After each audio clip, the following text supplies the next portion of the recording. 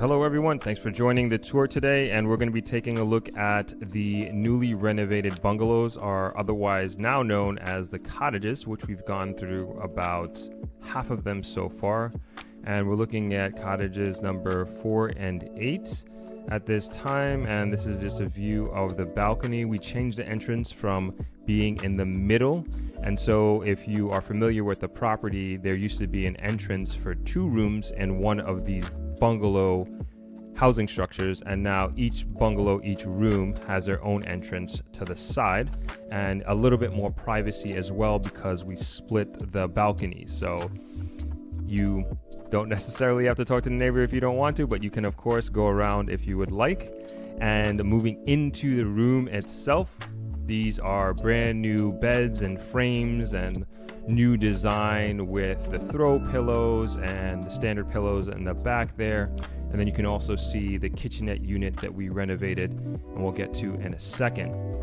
Also, we added a working desk with a charging station, so you have USB and also Type-C there as well, right below the television. And that's for anybody who wants to get some work done, especially those work from home people. And this is a wider view of the room, and I just want to make note of the AC, because these used to be fan cooled rooms, and now we got rid of the louver windows, and so now it's completely sealed up, if you will, with, as far as the windows go, brand new windows. And also want to bring attention to the ceilings. So the ceilings used to be flat, and now we brought them up to an apex to give a little bit more room and make it feel a little bit more spacious, but still maintain the coziness. And also bringing some more attention to the far right corner of the kitchenette that we have, and we'll get to that in a second, and also the newly renovated bathroom. So we basically gutted this entire place. Even the floor tiles are brand new as well. And this is another angle of the bed, and just want to bring some attention to the LED bed frame, as well as the embedded nightstands and lamps, and another view of the kitchenette, I should say. And as you can see, it has basically all the utensils and tools that you might need to cook a meal. Included is a mini fridge there down on the left, and a hot plate, coffee maker, ice bucket, all the knives and utensils that you may need to feed a small family. Not necessarily Thanksgiving dinner, but you can definitely chef it up in there, especially if you're staying for an extended period of time. This might be a perfect type of accommodation for you. And that essentially is the kitchen. And now moving on to the bathroom. And as I mentioned before, like floor to ceiling, new floor tiles, new ceiling tiles. Got the LED frame around the mirror just to give a little bit more lights. We changed out the square louver windows for the ship window, I guess you can call it. And we got the rainfall shower head and the glass frame shower door. Even the towel holders, those are all new. And again, trying to bring together everything in the room, the kitchenette, and to complete the cottage experience, if you will. So very happy and proud of how this was done, and really wanted to give a modern look and feel to this new room category, the cottage. And so also with this wider angle, want to bring attention to the closet. So you got some drawer space there, and you got some hanging space as well, and your safe, of course, and the ironing board is on the other side in between the closet and the window there. And yeah, another angle of the room, and also want to bring attention to that long standing mirror there, so full frame mirror. And that essentially is the bungalow, and this is kind of our way of paying homage to my dad and where he started from with this hotel, Travelers Beach Resort. Started right with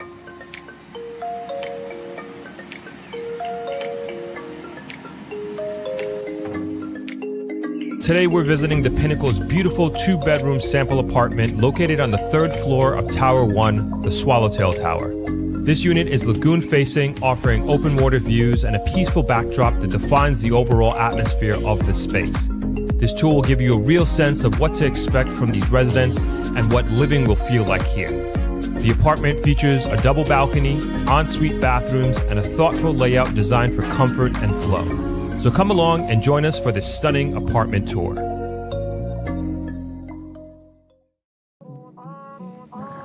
So Kanya, this is a 2-bedroom that we're seeing, the concept 2-bedroom. Yes, this is our 1299 square feet lagoon facing 2-bed. Okay, and we are on the 3rd floor? We're on the 3rd floor, and remember, living starts on the 3rd floor. So this is the lowest possible level to live, lowest view that you'll get. Everything else is elevated, it goes up. So it's 1299 square feet. It's open concept, living, dining, kitchen. 9.5 feet is the distance between the ceiling and the floor. Category 5, hurricane-proof windows and doors. Quartz countertops, recessed lights, central air, and the furniture, of course, is for staging purposes. Okay, and so everybody will have an opportunity to choose and design, decorate? It depends. Okay. So in the residential tower, this tower, yes. Okay. But if you're in the Canary Tower and you're going to want to put your unit back with the hotel, we have a tier, different options that you can choose from. Okay. So obviously fully customizable, dream furniture, dream table. Of course, absolutely. Okay. Beautiful. And now moving into the bedroom, which bedroom primary is this? Bed. This is the primary bed. This is primary bed. So you get this view. It's a rainy day, but still a beautiful view. Definitely. From this primary bed, look at the space. It's a king-size bed, night tables. You can recline here, ensuite bathroom with a wet room, right? Because you have your big bath where you can soak, and then there's also a shower. So that's one thing that I really like about this is that the space. I didn't know that's what it's called, a wet room. I just had a client say to me the other day, that's not really a bathroom, it's a wet room. And I'm like, yeah, it is a wet room. It's a wet room. You close this door and it's a wet room. And it definitely has that indoor-outdoor feeling. Yes. And you won't be outside looking in. You won't be able to see, but you can stay inside and look outside. So you can be soaking while taking in that view. Yeah, nobody can see you. Yes. That's good. That's awesome. Yeah. Oh, I love the layout. I love the tall ceilings as well. I'm a huge fan of high ceilings. Yeah. Definitely. Very nice. And you get 2 balconies here.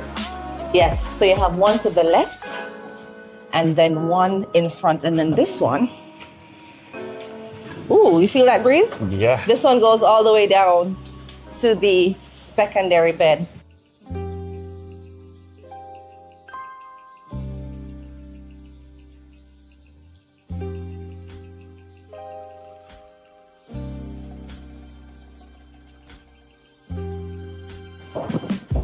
And I also like the fact that each bedroom has its own bathroom. And closet. Right. Own bathroom and closet, so you can have your own privacy. One thing else that I like about this, about all the units, although it's central air, each unit still has your own control. So you can have the AC out here, the master one is on, and you can adjust it to what you want in your bedroom, on, off, whatever the temperature. You can do that in your bedroom. Very nice. Closet space, bathroom. See how the lights came on? See how the lights came on? I didn't touch anything. I love it. Nice. Very nice. Again, tall ceilings, tall enclosure as well. A lot of space for showering. Tons and tons of space. I love the inset as well. Anytime I go, it feels like a hotel, you know. And the finishes? Yes. The finishes, but anytime I go to a hotel, like the bathroom is so important. And having that, as simple as that is, it is a huge convenience. It is, absolutely. Very beautifully designed. And this behind us was the balcony. This is a balcony with more views. Very nice. Grade 12A porcelain tiles, and same, we're consistent with the windows and doors, 9.5 feet. Category 5 hurricane proof. Excellent. And we just went through Melissa. Still here. No problem. Nothing. No issue at all. No damages at all. And I would presume that because the glass is so thick and it is made for that type of impact, that's why it's so quiet in here. Exactly. And you don't hear the outside traffic or even the rain that is coming down right now. You hear nothing from outside. That's crazy. There's construction going on right now. You don't hear any construction noises. Once they're closed, that's it. It blocks out all the noise. That's amazing. Talk about peace and quiet. Peace of mind, serenity, relaxation. Yes. Oh, this is great. This is great. And how much would a unit like this go for? This right now is 691,000. This exact unit. 691,000. Yes. Man, get it while you can. Get it while you can. Get it while you can. Now, this is absolutely beautiful. Thank you, Kanya, for taking the time. You're welcome. It was a pleasure. I hope you enjoyed the tour of this third floor, 2-bedroom, lagoon-facing apartment at the Pinnacle Swallowtail Tower. If you'd like more information on the Pinnacle, please scan the QR code on the screen or visit the link in the description below.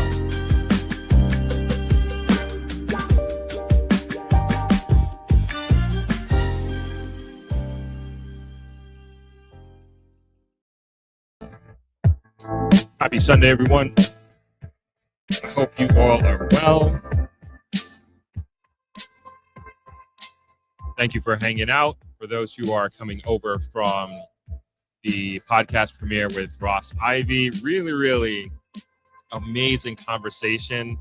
I encourage you to go take a look at it. I should have had it teed up. I'm going to throw it in the comment section here now so you can easily access it. It's, as some people had said in the comments on the premiere, it truly is probably one of my favorite conversations I've ever had on this platform. I mean, and one of the motivations behind doing it is this. I've over the years, I've had the privilege of speaking with Ross IV just in one-off conversations. And the wisdom that I gained, the knowledge that I gained from the conversation with him is just out of this world. And I feel like it's just such a privilege to have access to someone like himself. And I'm very happy to have shared that conversation with you all. So if you haven't seen it, you don't know what I'm talking about, take a look when you get a chance, even those who are watching on the replay. It's in the comment section there. Actually, you know what I'll also do? I'll throw it in the description so you can click it and get to it easier. But as usual, I would love to hear from you all, what city, what state, what country you are chiming in from. Wishing you all, of course, a very happy Sunday. We got a really awesome show lined up for today. And I think a lot of what we're going to be talking about is very relevant to what is happening in the world. Of course, we're going to be having a discussion on economics and finance as it relates to the conflict in the Middle East. And we're bringing on a finance expert to have a discussion on that. And then, which you may not be aware of, we're also having Learn, Grow, Invest representative Renate McDonald come on as well in the second half of the show to talk about their platform and also their conference coming up next weekend. So this is a very finance-focused, macroeconomic focused live stream that we have today with two really amazing guests. So again, thank you all for joining me and spending all these many hours with me on this Sunday. I think it's going to be time well spent with these folks, and I appreciate everybody who comes on this platform taking the time out to sit down with us to discuss and to really just kick knowledge to us, because that's what it's about. It's about empowerment for sure, and growing our network here, hopefully talking to the right people that can help guide us in our decision making and hopefully help guide Jamaica a little bit better as well. We just have really a lot of quality coming on. So we have Oran Hall. He's coming on in about another 15 minutes or so, and we'll have him join the stream. And then that's when we'll start our discussion on what's happening over there in Iran.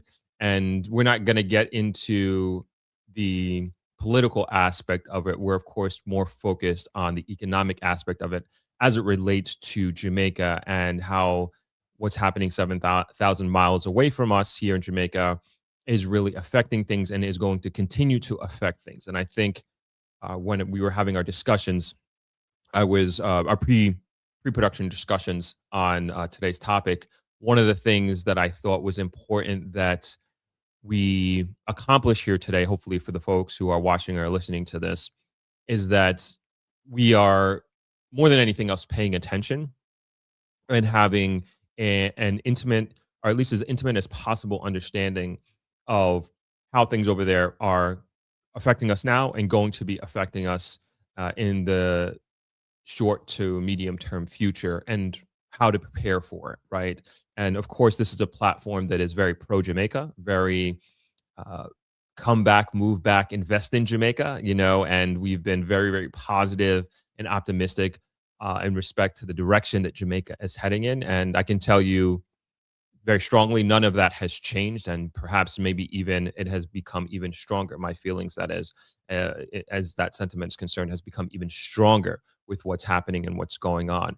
And so, again, doing our best to really stay away from the political aspect of it and really focusing on more preparation than anything else. I think that's the second point that I wanted to make here in terms of what I hope we accomplish in our discussions today is one, to be aware, and then two, to prepare in whatever ways that we can. And this is going to, I don't care where you fall on the socioeconomic totem pole, so to speak, it's going to affect you. And I think that this is not a situation that we just throw our hands up. There's nothing I can do about it. We just let it go and life goes on, sort of thing. I think there's a lot we can do to prepare and to put ourselves in a position as a country and also as individuals to take the blow. And I would even dare say, put ourselves in a position to take advantage of opportunities that are created in situations like this, right? And that is the basis of our discussion. And this, perhaps even talk about this. We'll talk about this, but there's more examples of this to be extrapolated from what's happening in the Middle East. Last week we talked about Virgin Atlantic canceling all of its flights from the UK. I think it's from the UK, or maybe I'm sure all together at this point, to Dubai, and they're going to be doing daily flights starting in June from the UK to Montego Bay. And it's just like one of those things where it's obviously very terrible. I'm not happy with what's happening over there, particularly in Dubai in this example. But there's opportunities that are going to be created. And when we're thinking about the people who are leaving there, some people probably never thinking about Jamaica or the Caribbean, or never thought they'd move back to the US or whatever it is. That money is moving somewhere. People need to live somewhere. People need to make a living somewhere. And if they can't do it because it's too dangerous, they're just not going to lay down or perhaps even jeopardize their safety if they have the opportunity or ability to do something differently. And so that's just kind of planting a little seed out there before we get into the weeds of our discussion here today. So again, let me hear what city, what state, what country you are chiming in from. I'm going to hop through the comments real quick. We do have a few updates. Yeah, we got a few updates. Had a great Throppers think tank yesterday. Really, really, really great Throppers think tank yesterday. For those, I know, Justin, you had asked if I'm going to post the replay. Yes, I will post it after we get off the stream here. Great discussion, which I'll talk about after I go through the comments here. And very, very insightful. Extremely, extremely insightful. I get a lot from, even though, it's my platform and I try to always bring value, but I tell you, I get so much value from these discussions and these kitchen table talks, if you will. Incredible, incredible value. All right, let's go to the comments here. Monica, hi Throp, big up, my favorite show. Always interesting and informative. Keep it up. Negril, up. Thank you. Jalan Wagwan, Donna Bryce. Happy Sunday, Throp and Throppers from Ottawa. Absolutely brilliant and enlightening interview today. Talking about the discussion with Ross IV. Again, if you haven't checked it out, phenomenal. I felt the greatness as I was sitting in this seat and having the conversation with him. I was just like, this is amazing. 1 million people need to watch this, and 1 million people need to listen to what he's saying. It's out of this world. So I'm also trying to figure out how we can chop it up a little bit more. Because it's just like one of these discussions. It's just like, man, you don't know what you don't know kind of thing. And then just the perspective. I mean, just mind blowing. Anyway, I can go on and on and on. Annette, how you doing? Thank you for hopping on. Andrea, hello. Good afternoon from Westchester, New York. Good to have you on, Andrea. Phila, Irie, thanks for joining. Georgina, what's going on? Always nice to see you. Thanks for chiming in. Thanks for hopping on. Ashton, Greetings, Throppers. What's going on, Jen? Checking in from Atlanta. Crystal, good afternoon and happy Sunday from Iowa. Loving the back-to-back conversations today. You're very welcome. We got a good one. Like I said, we got a really, really good one. Sometimes things just line up, right? Bunty, what's going on? Throp, big up, enough, big up, Throp. Throppers in the chat. How are you? Only good wishes to everyone. Thank you. Doing well. Thanks for joining. And thanks for engaging. Appreciate you, Jopa.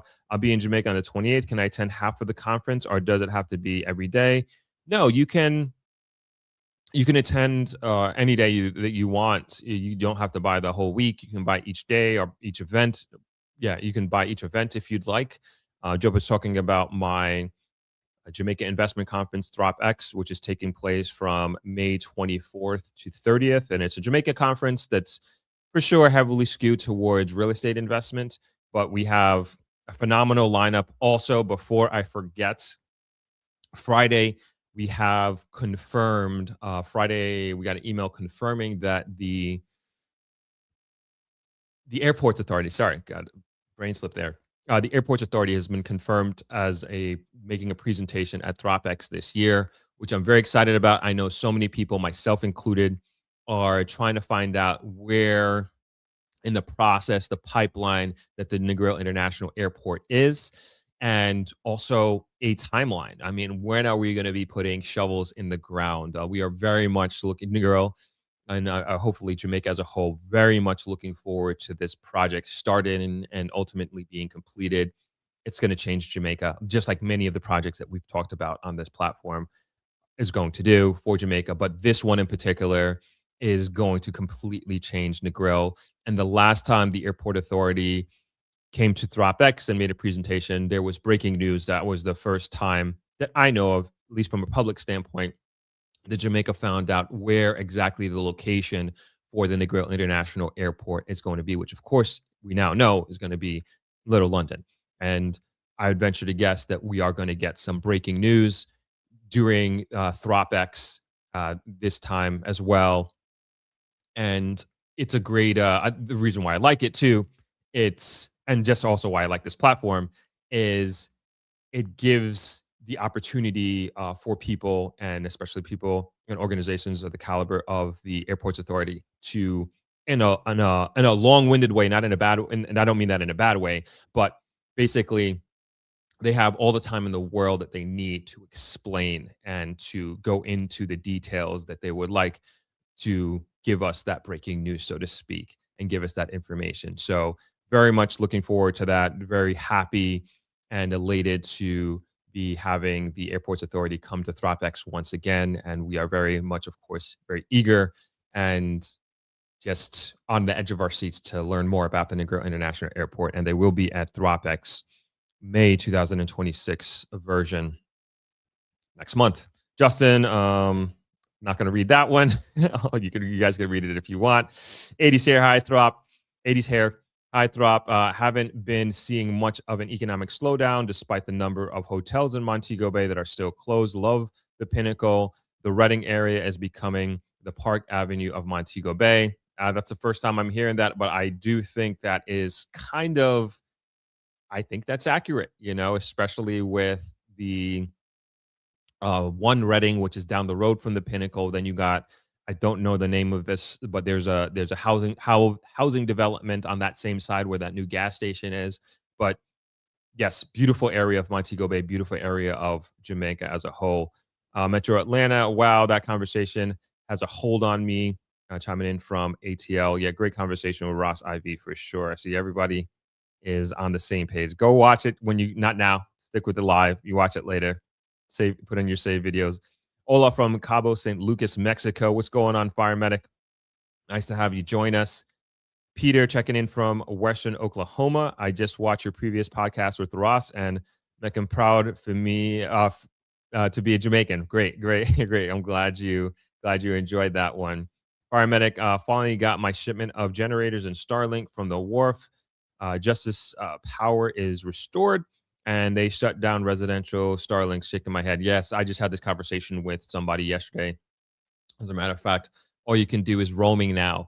So they said they got to get more satellites up there to get back some residential Starlinks services here, unfortunately. But at least you got them in the country. I'm sure at some point in the future, the residential services and options will be back online. Mark, afternoon, Throp and Throppers. Hello from rainy Brampton, Ontario, Canada. Nice to have you. Jalan chiming in from Canada. Keidel chiming in from UK. Awesome. What else we got here? Charge Treehouse. Thanks for chiming in. Greetings, Throp. Happy Sunday, Throppers. Sorry, I missed Throppers Think Tank last night, but love the combo with Ross. More, please. Yes, we will absolutely be having more conversations with Ross IV. There's no doubt about it. Got to figure out the next time we're going to do it.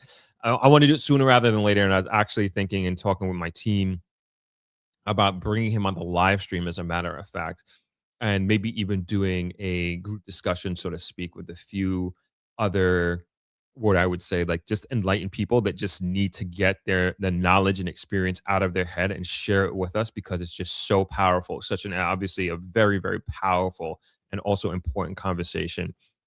Seema, what's going on? Seema on the move. Hey, Throp and Throppers, good to see you. CC, good afternoon.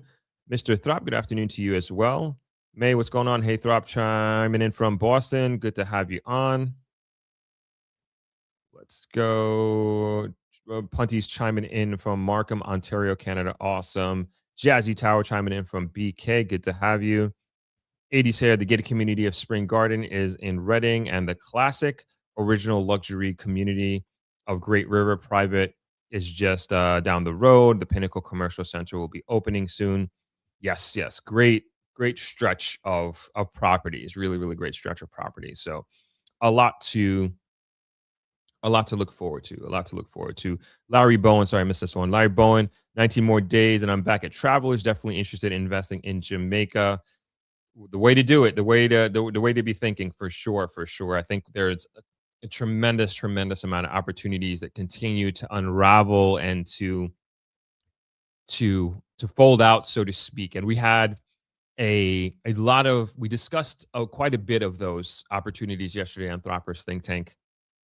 And it just continues, I'll just say, it just continues to get more and more exciting. Jamaica, that is, and the continuous repositioning of Jamaica, and like the different pockets of Jamaica, they're evolving, and it's just getting so interesting and so powerful to have these discussions with different people and to learn from an intimate level, really, what is happening in different parts of the island and what is coming on board.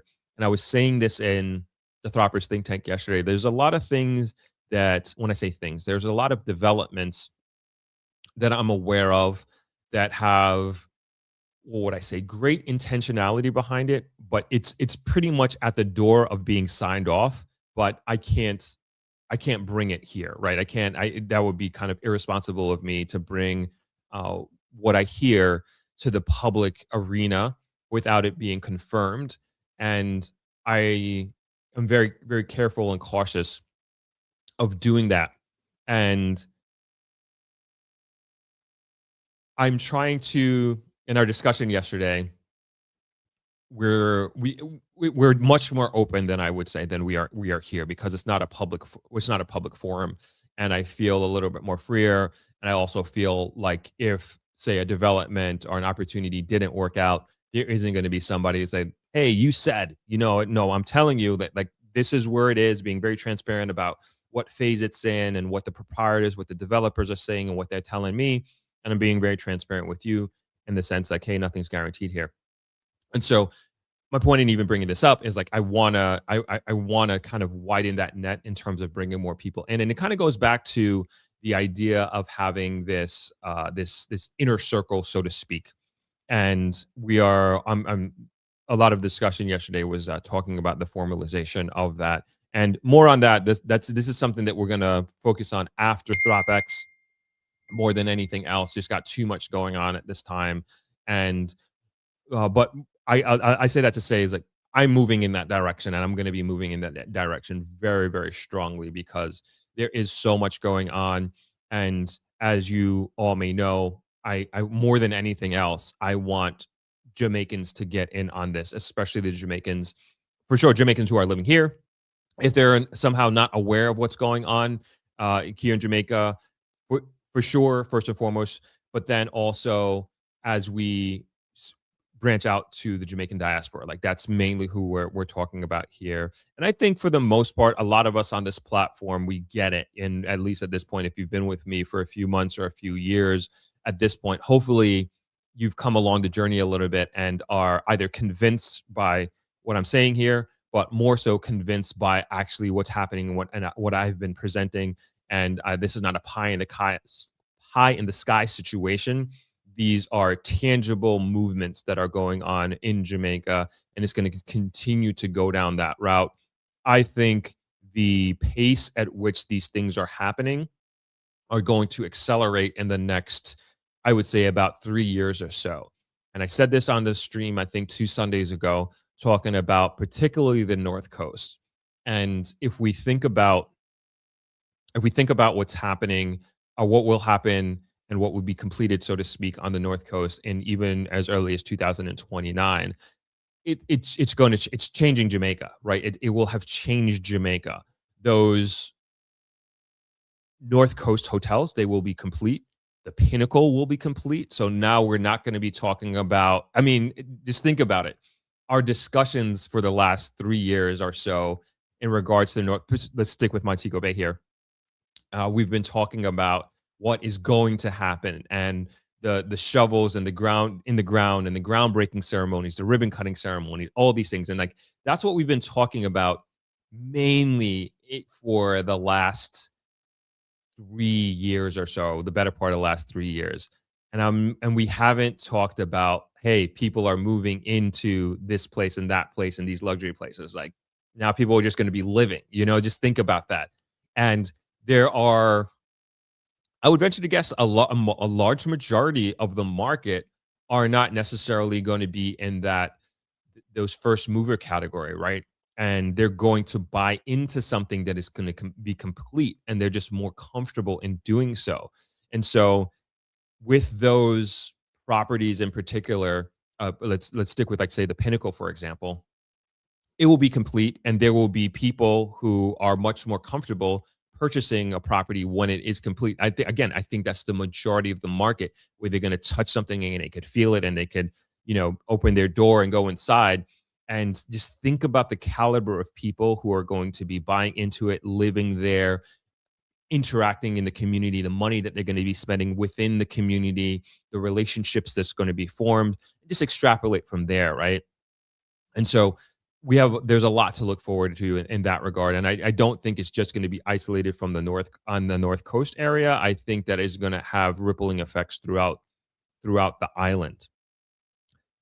All right. We have our guest who is in the staging area, and I usually don't use notes, but we got too much going on here today. I'm going to use my notes to my advantage here, and I want to take this opportunity to actually introduce our first guest of the day. And just a reminder, we have another guest coming on, and hopefully you all can hang around, stick around. These should be, I think, going to be very good discussion. So today, as you can see by the thumbnail and title, we are going to be talking about, from an economic and finance standpoint, what is happening in the Middle East conflict, and particularly how it's affecting Jamaica economically. And on the line, I have Oran Hall, who is a personal financial advisor and newspaper columnist at the Gleaner. And he's an independent personal finance advisor and a newspaper columnist known primarily for his work in financial literacy and personal financial planning. He has built a reputation in Jamaica as a practical voice on money management, investments, and long-term financial security. He has worked in the investment industry as a stockbroker and manager of large diversified investment portfolios for over 20 years. His weekly personal finance advisory column appears in the Sunday Gleaner, and he is the principal author of the Handbook of Personal Financial Planning, a lecturer of securities and personal financial planning courses ever since 2005. He is a lead lecturer at the Jamaica Stock Exchange. And at this time, I would like to welcome Mr. Oran Hall to the stream. How you doing, Oran? I'm good. I'm doing quite well, thank you. Good Awesome, to be awesome. joining you on your program. Yes, nice to have you on, and I appreciate you taking the time to sit down with us here on this Sunday afternoon. And I could tell you, we are very excited to have you. Even from I'm very excited personally, even from our preliminary discussions that we had earlier today. And Yeah. I would love to hop into it. As far as the structure, I always like to be just respectful of everybody's time who comes on here. So we I want to hop right into the discussion, but also want to give an opportunity to anybody in the audience to ask some questions. So maybe the last 10 or 15 minutes of our discussion, we'll open it up to the audience if you're okay with that. Okay. Okay, great. So I know I gave you an intro. Did I miss anything? Is there anything specifically outside of that that you'd like people to know about yourself? No, I think that's good enough. Okay. All right. Great, great, great. So how our discussions really, our discussion with me and you really got started was an article that you had recently written in the Gleaner titled "How a Faraway War Can Affect Your Pocket," and I would love to just kind of get your perspective on why you thought that this article needed to be written, and we'll start from there. I believe that people who listen to the news have not many of them come to recognize, though the activity is taking place 7,000 miles away, that the effects are near, are touching them. And people needed to come and get that awareness, because the war is affecting people's lives in the sense that it interferes with trade, the free movement of goods, and that in itself is going to limit the ability of people to get certain items, or to get them regularly or on a timely basis, or to get them at a good price, the price to which they've been used to getting them. And in effect, that is going to affect many different aspects of the lives of individuals. So we're seeing things like transportation costs locally being affected. But transportation costs are relating to goods and services. Also, is that going to affect us? Because it's going to cost more to bring in goods. It's going to cost more to bring in goods for many reasons, because it's going to take longer because of the delays. Also, we're looking at insurance costs rising, will eventually rise because of increased risks.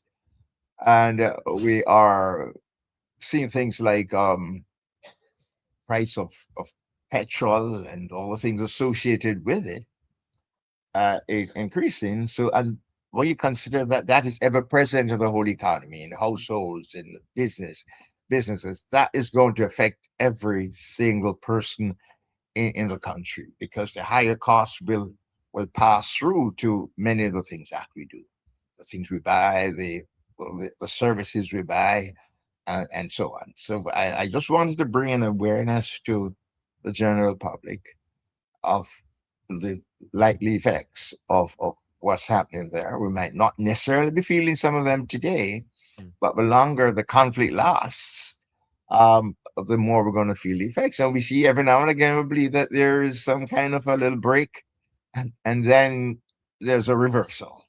So it's something we have to keep on preparing ourselves for, instead of being the right mental frame of mind to be able to cope. And sorry, Oren, I don't know if you're able to, would you be able to tilt your camera down just a little bit? Is that possible? If not, we can still work with what you got here. Could you repeat that for me, please? I was asking, would you be able to tilt your camera down just a little bit? Are you able to do that? If not, we can just keep moving just like this. That's okay. To turn down my camera? Yeah, tilt it down a little bit. If not, we can. There we go. Perfect. Wonderful. That's right. Thank That's you. right. Okay, so you had mentioned obviously the effects of what's happening over there. Would you be able to explain the trickle down effects and how that works and why Okay. that specifically that is will be affecting and has been affecting Jamaica? Okay. So we see that the activity is leading to a lot of inactivity in a sense that the main passageway through which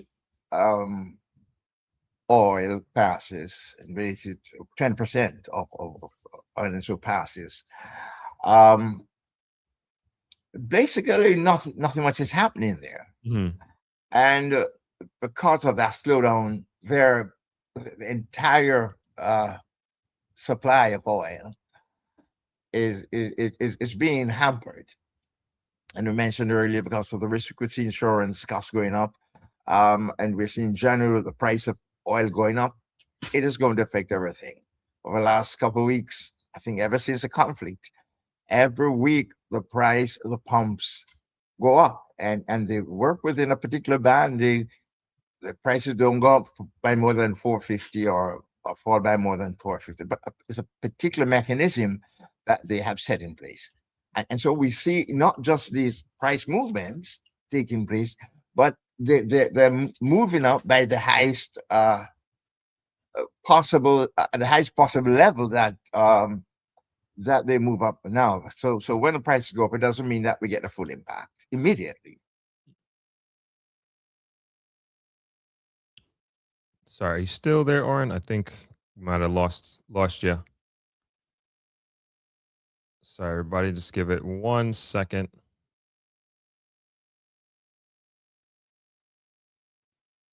Sure, he'll be back on in 1 moment here. Just give it a second. All right, I'm going to read some of your comments in the meantime while we try to get Oren back on. Learn, Grow, Invest. Thanks for joining, Jermaine. We're going to be having you all on shortly. Sorry, I'm just gonna remove more in there for a second, and we'll get him back on in a second. We're going to be having you on shortly, talking about your conference and maybe even get your perspective on what's happening here and what's going on in the finance world and how it's affecting your world. Let's keep going here. Justin, as soon as fuel goes up, so does everything else. This is how the supply chain works. Yes, definitely. I think it's important to kind of go a little bit past that. I think that is hopefully, a little bit obvious to people, but I definitely want to get into the nooks and crannies of how it's going to affect the individual person, and everything's going up, like you said, but I didn't even think about insurance, food costs going up, because as we know, got Oren back here.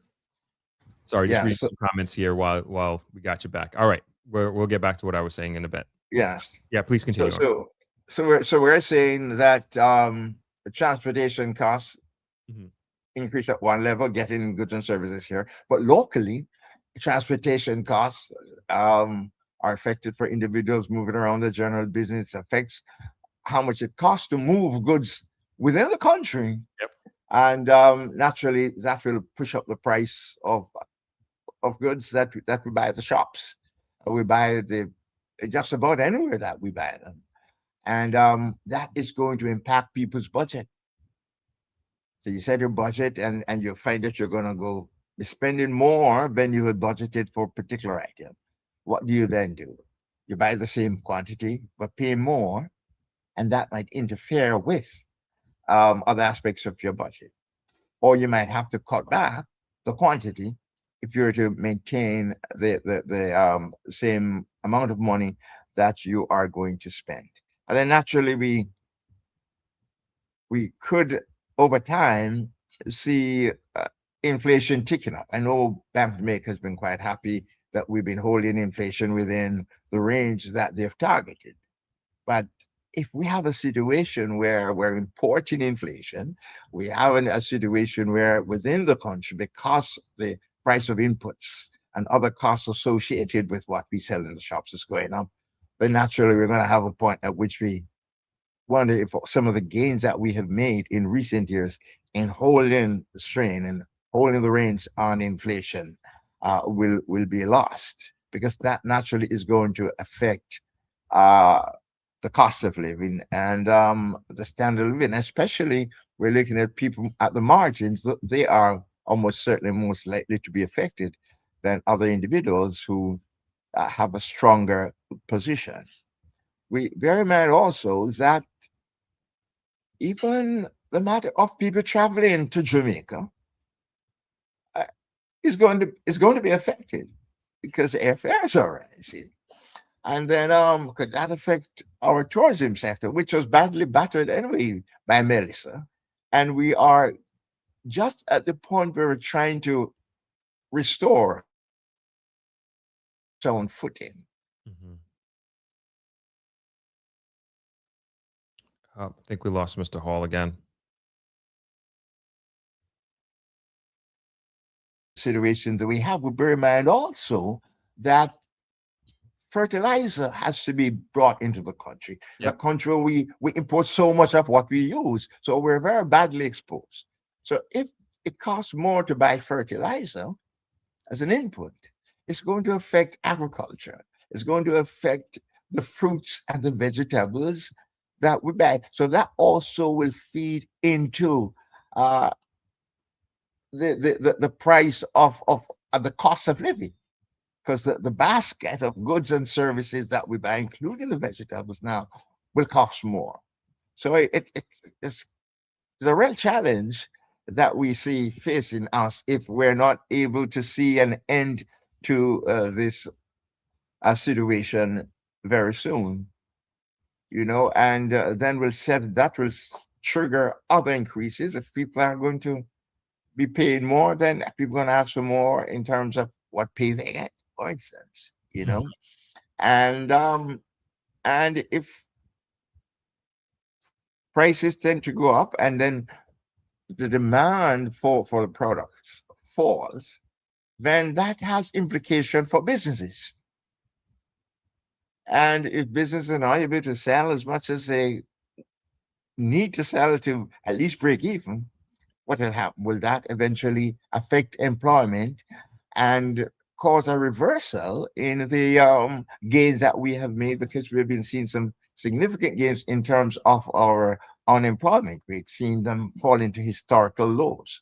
So just that one uh, situation there is putting us in a position where we're likely to lose a lot of what we have gained over the years, a lot of what we've done to put the economy on a stronger footing. Mhm. And we see it's not just a one-off situation. Over time, the higher prices are going to be passing through to various people at various leg of the chain, areas of the chain, so that just about everybody is going to be affected in a negative way over time. And what do you think Jamaica's biggest vulnerability in all of this is in its current position from a macroeconomic perspective? And then what do you think we might be able to do about it? Well, the fact that we are an open economy and so heavily import dependent is what makes us very vulnerable, because we cannot just overnight change the situation. I mean, we've been talking for a long time about becoming more self-reliant in terms of the agricultural products, for instance, that we use. But this is going to take time, and then we bear in mind that we are so prone to natural disasters Mhm. that even the actions that are taken to correct the situation and to put us on a strong footing where we don't import so much, that is being set back, has been set back recently by Melissa, which the likes of which I've never seen in our history, basically, and putting much strain on the policymakers and on those who provide leadership. But eventually, I think we're going to have to um, bring ourselves to the point where we're less dependent on imports, produce more of what we use, more of what we need, and to have a greater export thrust and to export not just goods, but also to export services, to draw on the skills of Jamaicans so that we can be stronger. Mm. And of course, we're going to have to diversify the base of the economy. We depend very heavily on tourism. We depend heavily on remittances. We're going to have to, in a serious way, build up other areas, I mean, closer attention to manufacturing and so on, so that we can have a stronger economy which is able to withstand these external shocks in a much better way. And I think I agree with everything that you just said. And a lot of the times on this platform, we talk about the cost of construction, the cost of building in Jamaica being so expensive, and then of course the cost of energy here also being so expensive. And so, how do you how do you incentivize it, or at least position the opportunity to do manufacturing in Jamaica? How do you position it in a way that it's appealing to investors, and that we do have more of a focus on getting, whether it's outside investors or investors within Jamaica, to focus on manufacturing, so we have more of a self-reliance economy, like you said. We build things, we create things that we use, and not only use, but then we export it. And so, how do we create that incentive? I know our manufacturers um, complain or scream, maybe a strong word, a lot about costs. Mhm. Cost of energy, for instance. Yes. And here's a situation where constantly say, well, the cost of energy is high. And now we're in a situation where it's going to get high. But that is one of the areas that close attention has to be paid to so that we can be more competitive. Relative to even some of the other islands in the Caribbean, we just cannot compete and the cost of producing our goods. And energy is one of the reasons why we're not able to do that. Um, the whole matter of getting a labor force with the requisite skills. So, for instance, we're going to do reconstruction, a lot of reconstruction. We have carpenters and masons. We don't have them, many highly skilled ones. And we don't have people who are trained and equipped to do some of the things that they're required to do. And there was talk not so long ago about importing labor. So we can find labor at a certain level, but we're going to have to increase the skill levels so that we can produce at high level of productivity.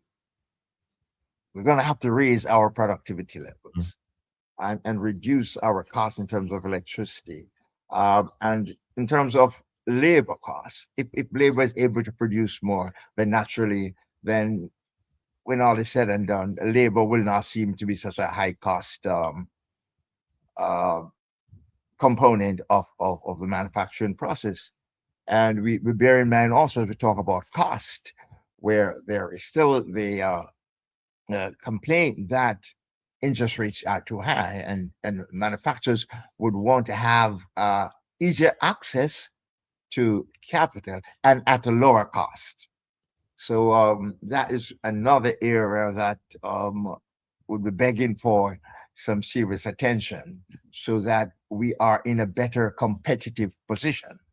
You know, 'cause it makes very little sense if we're producing and we can't compete. We're not going to be able to sell.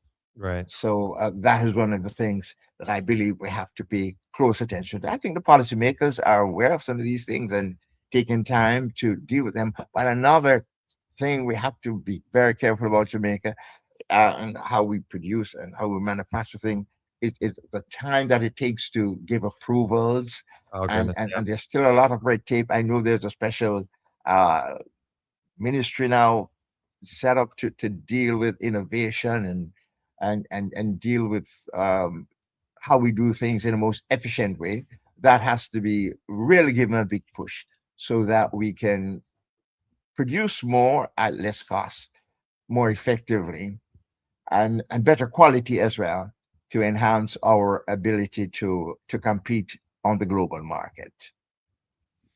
No, a lot of great points, and I don't even know where to start. So I guess let's start with the money aspect of it, the interest rates, and it is very costly to borrow money here in Jamaica Yes. when you compare to other markets, and especially I guess maybe I got used to it, but especially like when I first moved here, I was just like, I don't know how people do business here. And I guess just the market is used to these very, I would say, high interest rates. And so I don't I'm not gonna pretend like I know how that works, but how would one go about, how would an industry go about, the banking industry go about bringing down the cost of money in Jamaica? How would that work? How would we do that? Um, Overall, I think that we would have to see a general fall in the level of interest rates. And our BOJ governor uh, has not been happy with the rate at which lending rates are coming down. Once we had brought down interest rates quite substantially, but the gap, between what the financial institutions seem to have been taking money at and what they're lending at, Mhm. um, still seem pretty wide. But the financial institutions, say the banks, for instance, there is something like the asset tax, for instance, which they say is one of the things which is interfering with their own ability to lower interest rates. So the government has to look at some of these measures. I know they're looking at asset tax, for instance, to reduce that. I'm not too sure when that is going to be realized. To make the cost of funds more affordable. Of course, it seems to me too that more might have to be done to uh, boost, say, like the Development Bank of Jamaica, which a specialized institution, which is going to be, which now generally lends to in those areas that will help to boost the productive capacity of the country. And so it's yes, to some extent, been able to lend at lower cost than, say, the financial institutions, and to a very large extent, particular arrangements are made for them to on lend through other institutions of there. But it's going to take a little while, as far as I can see, to bring the rates down, especially in this kind of a situation. Maybe it might be short term, or longer term, as some people are thinking, especially along with the war goes on for, to be able to reverse the course, and to bring the rates down um, to a level where the manufacturers and other producers in the country will feel comfortable to boost production to the levels that we consider reasonable. Mhm. And you had also mentioned the advent of productivity, and I'm surmising here, but essentially upskilling our labor force in a way that we are more competitive. And that's again another subject that we talk about extensively on this platform, is just being a more productive country. And it's it's definitely a chicken and egg situation. It needs to happen. But from your perspective, how would we go about doing this in a way at scale, and then also doing it in a way that is relatively quick? Well, one of the general discussions here now is they put in a greater emphasis on technical, uh, vocational education. We we do spend some money on that, but that has to be increased significantly. The problem with that is that it is going to take time because our mindset needs to change. Hmm. But I think in order for us to be able to um, be productive, we're going to have to educate the labor force to a very great extent. There are a lot of people who still don't work. I don't know how they can be insensitized to device to get an education to get the kind of skills, and we have to change the mindset. You know, the president of UTech the other day was last week was lamenting the fact that we didn't give technical vocational education the kind of recognition that it needs to get. But I think it has to start at that level. Um, we have at the tertiary level not the kind of uh, scope that we should have. A lot of the institutions still focus very heavily on the other type of learning. You know, even University of Technology, which is largely the institution that is one who say leans closer to that. It still has spread itself very widely to cover a lot of other areas. You know, so we still have a far way to go. We're going to have to invest very heavily in that kind of education. Because if we don't, the whole matter of importing labor for some of those high skilled um, positions is going to be um, realized before long. Hmm. You know, and I think I noticed I just reading something recently about one of the hotels in the West wanting to set up particular training facilities for its staff and so on. I think some of the employees will have to also take on that kind of responsibility to help train people to do the things that they would want to do. Of course, they have the risk, they run the risk, they train people and then they go, but that's part of life.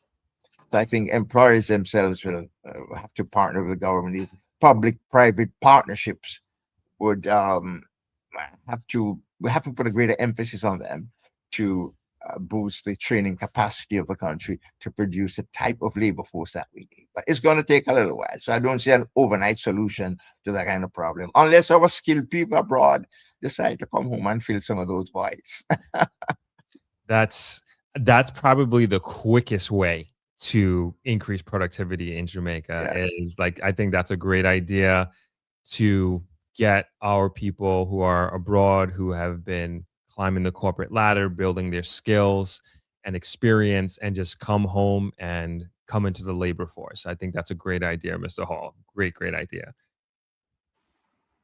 I do want to bring it back to the conflict in the Yes. Middle East and I'm not asking this to fearmonger or anything like that, but there is a potential reality that this does carry on, right? And that this does go on for months and, God forbid, for years.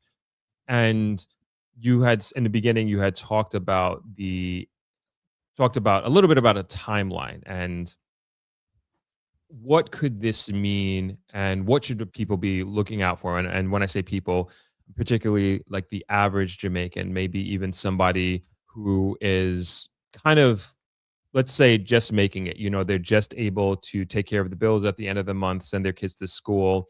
But they're on that fringe line.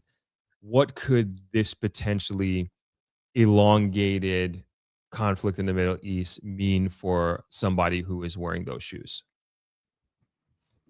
Well, if the longer I mentioned earlier, the longer the conflict goes on, the greater the challenge we're going to have, and we would almost certainly be faced with a situation where the economy would get a serious squeeze. We would see living standards falling, Mhm. and people being unable to buy the same level of goods and services that they've been able to buy as prices increase, as things get more difficult to get some things, might be hard to come in. And when they come in, the prices are going to be higher. So especially people at the margins and people in the, should I say, the middle income groups, Right. who depend heavily on employment, being employed to other people, are at the risk of seeing their own situations deteriorate. But also, we bear in mind that even people who employ themselves or have other little means, maybe not in skilled areas, but who depend on offering certain types of services, people being affected in a negative way as well. So it's a serious problem that we are facing. Mhm. And it is going to be difficult for the government as well, because we bear in mind that if people can't buy goods and services, then less income is being generated, less profit is being generated. So government is going to get less in terms of taxes. So how will government be able to meet its commitments? It is true that we have seen the debt levels come down, and less of the resources of the country being used now to service a debt, and would naturally want to say now that more can be directed to take care of some of the needs of the residents of the country, health and education and infrastructure and so on. But the reality of it is, this thing drags on. The government's ability uh, to provide a lot of the services and other things that it needs to keep the country going is going to be squeezed very seriously, because the less income is going to come in, and greater demands are going to be made on government, because as more people are pressed to the margins, then they're going to be expecting some kind of a support from the government, so that they're better able to live from day to day. Maybe not at the level at which they're used to, but be able to survive. And then, of course, more people are going to get poor. So Mm. that is going to be a greater stress on government. So it's not just an economic challenge that we see ahead of us, but what about the social side Good. when the economy slides? Hmm. Government has been a lot to protect the exchange rate, and that is good because you keep it controlled.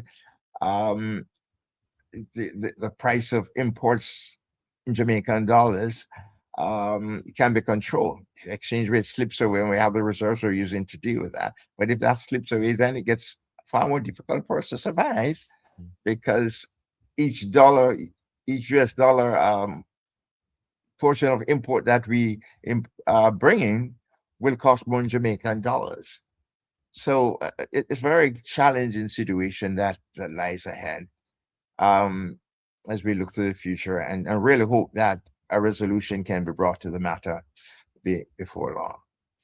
And what do you think the individual or the individual family can and should be doing at this time to prepare for a potential future of an elongated conflict in the Middle East? And if we can just answer this from two perspectives, from the previous example of a family on that fringe that's maybe just about clearing their bills and financial responsibilities with what they're making now, and then also for that middle income family. So what individuals will have to do, the way I see it, is the little that you have, whether you're middle income or lower income or even upper income, and they will have a better cushion, is to have a tighter management of their resources. And where budgeting is critical now, and the priorities will have to change. Maybe some of the discretionary items now will have to take a second place on the budget. So one has to pay close attention to how much you spend on food, um, how well you use electricity in the home, for instance. You're not going to waste electricity, turn off lights. We're not using them. Um, Arrange your cooking in such a way that you don't use more gas than you need to use. In terms of use of your motor car now, Jamaican people don't love carpooling, but in terms of using your motor vehicle, select when you travel, and the roads can become quite congested sometimes. Keep your motor vehicle in good condition so that it's more efficient in how it uses the fuel. And be careful about what time you travel and so on. There's some of the things like in terms of transportation and use of electricity, in terms of things using the other various appliances in the homes to have a better management of them. The whole idea being not just to maintain things at the level where they are, but also to ensure that you don't erode your savings. Because savings are important. You'll have savings you can't invest. You can't take care of things like your children's education in the past. You can't deal with emergencies, and they call emergencies because they come upon us without us having a clue that they will come. So it is to the extent that incomes are not increasing, the best way to survive is to tighten the belt and to look for waste, cut out the waste, and use things as effectively as possible, so that I can at least maintain current levels of savings. And also, we bear in mind too that um, people might have to be a little more proactive in terms of how much they're able to earn on their savings. We don't pay much on savings account here. And people have to educate themselves to say, maybe go to the investment advisors and stockbrokers and people like them to get some advice about, saving and getting a better rate. Not significant, nevertheless, but it's better than what savings account pays. Mhm. And also to ensure that you don't leave your money idle, because you can still keep money pretty liquid and be earning some money. So it is going to be so important now to pay very close attention to to the management of money, and keeping even your liquid funds in a way that you can earn some income. If possible, people might have to find an additional source of income. Mhm. And I know some of the middle income and highly skilled people might have to see how they can use their own skills to earn money abroad, not necessarily in Jamaica. So, and some people still do that, are able to generate some income using the technology and so on. So these are some of the ideas that I figure, are available in terms of healthcare, as much as possible to use the facilities that the government offers. I know there's a lot of pressure on them, but to the extent that those are possible and might take a little more time to get the service, to access those services as much as possible, to cut down on the spending side. And I think that is the area that needs a lot of attention. I think it's easier to cut the spending than to increase the income. Mhm. I think that's really, really, really great advice. Appreciate that. So I have one more question before I open it up to the audience. I kind of want to Yes. move on the maybe positive side of things, and of course, any any tragedy, any conflict, and in any negative situation, there always is positive.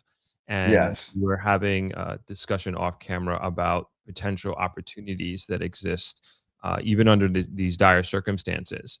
And what comes to mind with that? And even again, with everything going on, are you seeing any opportunities that we as a country can look into, or even as individuals can be considering at this time? I think we're going through a period of reconstruction, and we're seeing some serious gaps in terms of the skills that are available in the country. I I think what people uh, could now look at are opportunities to upscale themselves, so that becoming better skilled, they'll be able now to uh, position themselves for the more high skilled positions, and naturally get a better income as well. So I think that's one of the areas that has to be looked at. As I said, it's not necessarily going to come overnight, but the gaps become more obvious now. And I think people need to have a reorientation of their thinking and to better equip themselves to take advantage of some of the opportunities. We know that there are gaps in employment, and we've heard some employers say, no, we might have to go abroad because there are these gaps. We don't have people here in Jamaica to do some of the things that we want to do. In terms of opportunities as well, there are areas where individuals, I think, can launch out. We could look at situations where in the high skilled areas that people might want to look at. But I think too, we could look to see the areas that are developing in the country, that we could seize upon. So we deal with things that are digital, for instance, to people get training in those areas to enhance their prospects of getting employment as well. The whole matter of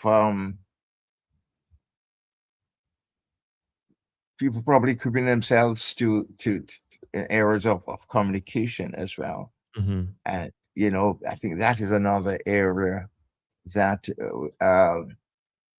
that would seem to have some scope as well for individuals. Those are some of the things that just come to my mind, just off the top there right now. But even we look at areas like tourism, I know Jamaicans love to focus on the areas, the low skill areas, to to seek out the areas where there are gaps in tourism and where the training opportunities. I mentioned earlier, some of the hoteliers are willing to offer training. Hmm. And we know that there's at least one big one that does a lot of training for staff. Hmm. So again, to look for those opportunities there in tourism, the more high skilled areas, to be able to do well in that area. I know I'm from rural Jamaica, and a lot of people are getting jobs. I've gotten jobs over the years, but in the more low skilled areas. Yeah. But they need to go and focus on the more high skilled areas as well. Um,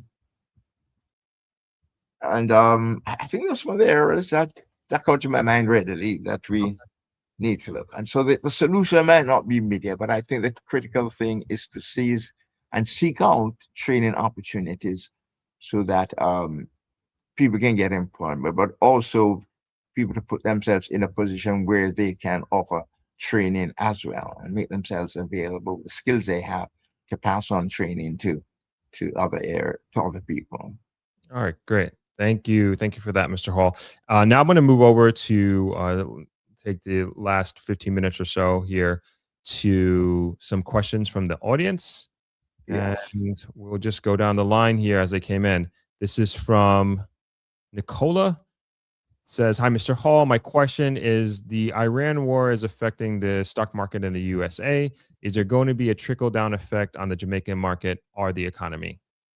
Good question. Well, we have a very interesting market in Jamaica. I have a way of saying that our market requires a lot of patience, and it's been the doldrums for a very long time. So from my experience as a stockbroker, and then it just wakes up and it goes through the roof and compensates for all the time when it was moving sideways and declining. So we've been in the doldrums for a little while. Hmm. Um, I know one of the reasons people say that what interest rates are high. Once upon a time, interest rates are much higher than they are today, but in relative terms, in more recent times, interest rates are a little high. But it's a specific question of the likely effect of the bigger markets on our markets.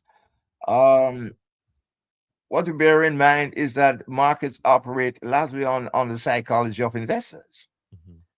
And what we will find generally, to the extent that there's a negative outlook, even when companies tend to do well, the markets tend not to do so well. So we have been as a market in the doldrums for a little while, and I've noticed that the index of the main market has been slipping recently. But even when a few weeks ago things were off, and we move up and down within a narrow band. But I think overall, from a psychological point of view, what's happening in the big market is not good for us. That could affect us in terms of how people see um, stocks and other forms of investments doing overall. I want to say though that our market has been quite resilient. Quite honest, when this market started, I was expecting to see it fall more, Mm. and it fell to a certain limit and it rose up again, and then it's slipping now. I don't know that it will go to the previous lower level. So I'm watching it close to see what happens. All right, but it's just something that requires some caution. But what is also important to is to look for good value. The Mhm. people who make money are the people who come in, and everybody else is uncertain. So if people are interested in the market and there is good value available and you're prepared to wait, then you can buy cautiously, and position yourself so that when the bull gets loose, Mhm. and you won't be in one of those trying to chase the market to get good buys, because stocks are going to be difficult at that time to get. So I've given you a long answer. No, thank you for that. I appreciate it. We got another question here. This is from Mark. I would like to know from the guest how these world affairs can be a positive on an individual level. In other words, are there any opportunities we as individuals can take advantage of in this climate? Of course, not in an exploitative way to others. Well, in a general way, as we said, crisis out of crisis comes opportunity, Mhm. and why I can't be specific now is we will have to see some of the errors that are show up in this crisis. Sometimes we're going quite comfortable, and then a crisis arises, and then realize an opportunity. But one of the things that we have not mentioned is that we look at how the whole matter of the slowdown in the supply of petroleum products and gas and all kind of stuff is affecting us. But are there now greater opportunities when we are looking at alternative sources of energy? There you It's go. not Yeah. necessarily for the individual, but there could be opportunities in that area. Yeah. So what we can look at is see an area that has been uh, setback, but can we find any substitutes? And that could help us get around some of these problems. At a local level, we eat a lot of imported stuff. Are there no opportunities for us to produce more agricultural products, Yep. local agricultural products? Good Are point. there no opportunities for us to use the local produce that we have to make types of food that Jamaican people might like? So I think that's very often what we need to see is there something that we can use as a substitute for something that we've been used to using, but there's a setback now because of the conflict. Very good. Thank you for that. I think that's a great way to think about it. This is a question from Nicola again. This says, ask Mr. Hall, what areas of manufacturing should we focus on for the next 5 years? That is a question that I don't know that I would be able to give you a strong answer to right now. Okay. Yeah. No problem. Let's see. This one is from Destiny.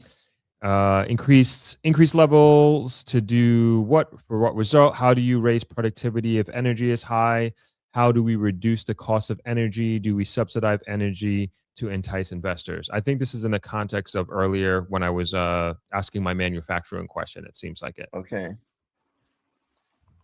Someone is asking about subsidizing the cost of energy.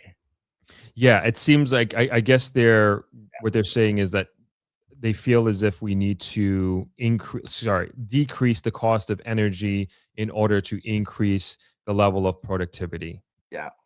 And interestingly, I know that there's a matter of negotiating or JPSCO arrangements. Mhm. Um, and if I'm hearing the minister responsible for energy right, what he's saying, we're going to have to take a completely different approach so that it's delivered to us at a much cheaper rate. So what they want to do is to have a contract that will protect consumers more. I don't know exactly how they're going to go about it. I don't know necessarily can give a subsidy. But bear in mind that it's privately owned. You know, the supplier of energy to the Jamaican public. The government does have a relatively small share in the operation. So I wouldn't see any subsidy, but there's some levels of taxes and so on. I don't know if that extent government might want to even consider giving up other taxes on that. But in terms of alternative energy sources, I know that people probably look at that if the government wants to encourage that to give some tax incentives to make it more attractive to people. Okay. Thank you for that. A few more questions here. I don't think we're going to get to all of them, but I will try. This one is from Jalan. Why hasn't Jamaica just done something like the Bahamas, where you just make it a safe place to store assets? It worked for them. Singapore too. Well, I can't speak for the policymakers, Mhm. but let's put it this way: from time to time, they look at what happens elsewhere and see how it works. Mhm. Um, so let's hope that one day they'll copy what they're doing in Bahamas. Other countries copy what we do here, and I know sometimes we just move very slowly in adopting new policies and new approaches to how we deal with things. Um, excuse me. Mm. All right, next question. This is from Turaloy. A lot is being unpacked in this discussion. Why is there a shortage of skilled labor? Is it because the opportunities simply aren't available? Could you repeat that for me? Why is there? Why is there a shortage of skilled labor in Jamaica? A shortage of skilled labor in Jamaica. Yeah. I think there are a large extent that we have not been focusing on training, on a particular type of training. Remember earlier I mentioned that we have not focused a lot on technical vocational education. We have done it, but not to the extent that we should. And things are changing in terms of the needs of the society. So we're going to have to now do a reorientation of the training that we give. And some people believe that there's still a stigma attached to technical vocational education, but we're going to have to, address that. Recognize that there is a need and that we have to respond to it. Thank you for that. All right, this is from Georgina. It's in a few sections, so just bear with me for a second. Jamaica receives an abundant sunlight and should be utilizing it to expand by expanding solar energy production and potentially generating enough to export to other countries. Opportunity is needed in poorer communities on financial literacy, investment, money management. It will help to grow the economy and educate those that don't have access to this information. How can this happen for those citizens? So two parts really. So I don't know if you want to address the solar comment first, and then we can get into the financial literacy one afterwards. Well, the matter of the solar is, if I understand it well, basically they're wondering about. Could you just repeat for me what the particular part about solar is? Sure. It's not really a question, it's more of a statement, but Yes. saying that Jamaica receives an abundant amount of sunlight and that we're not utilizing it to expand should be utilizing it to expand the solar energy, as you were saying before about alternative Mhm. energies. And maybe I'll interject and ask the question is, why aren't we doing this at scale? I think we're belatedly coming around to see that we need to take full advantage of it. It's not happening at the level that it should be happening at. I know that the government has um, set a certain mix between the alternative energy sources and should I say regular energy sources, which they have a target date to attain that. So they're working towards. I think it's recognized. The start might have been belated, but I think they're working towards it and encouraging it. But it's going to take a little while to get there. In terms of financial literacy, I think that's one of the things that's been holding us back. And efforts are being made to step up on that in our schools. And some of the financial institutions um, do some level of financial literacy, but only to a large extent as it relates to generating business for themselves and getting out to the public that already is committed to them, just to help them make better decisions. So some of the financial institutions are doing that. Some of the churches there are doing that. They are also now going into the schools. We need to have a lot more of that.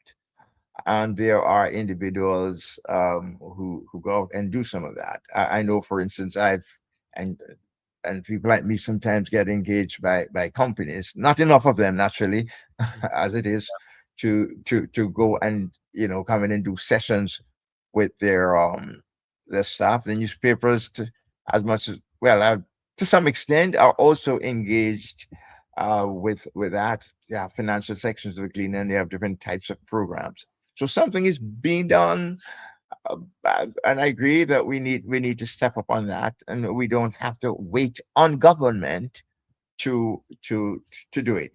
Some people are doing that. Some companies will invite you to come in because the staff are distressed. They're coming in for salary advances and so on, and so, oh, they're having problems. So Yep. come in and show them what to do so that they don't come to us for salary advances. But financial literacy is one area that we have to keep pushing so that the public, Jamaican public, is better able to deal with personal financial issues. Thank you for that. Got one more question here. Two more questions. Yes. This is from Shauna.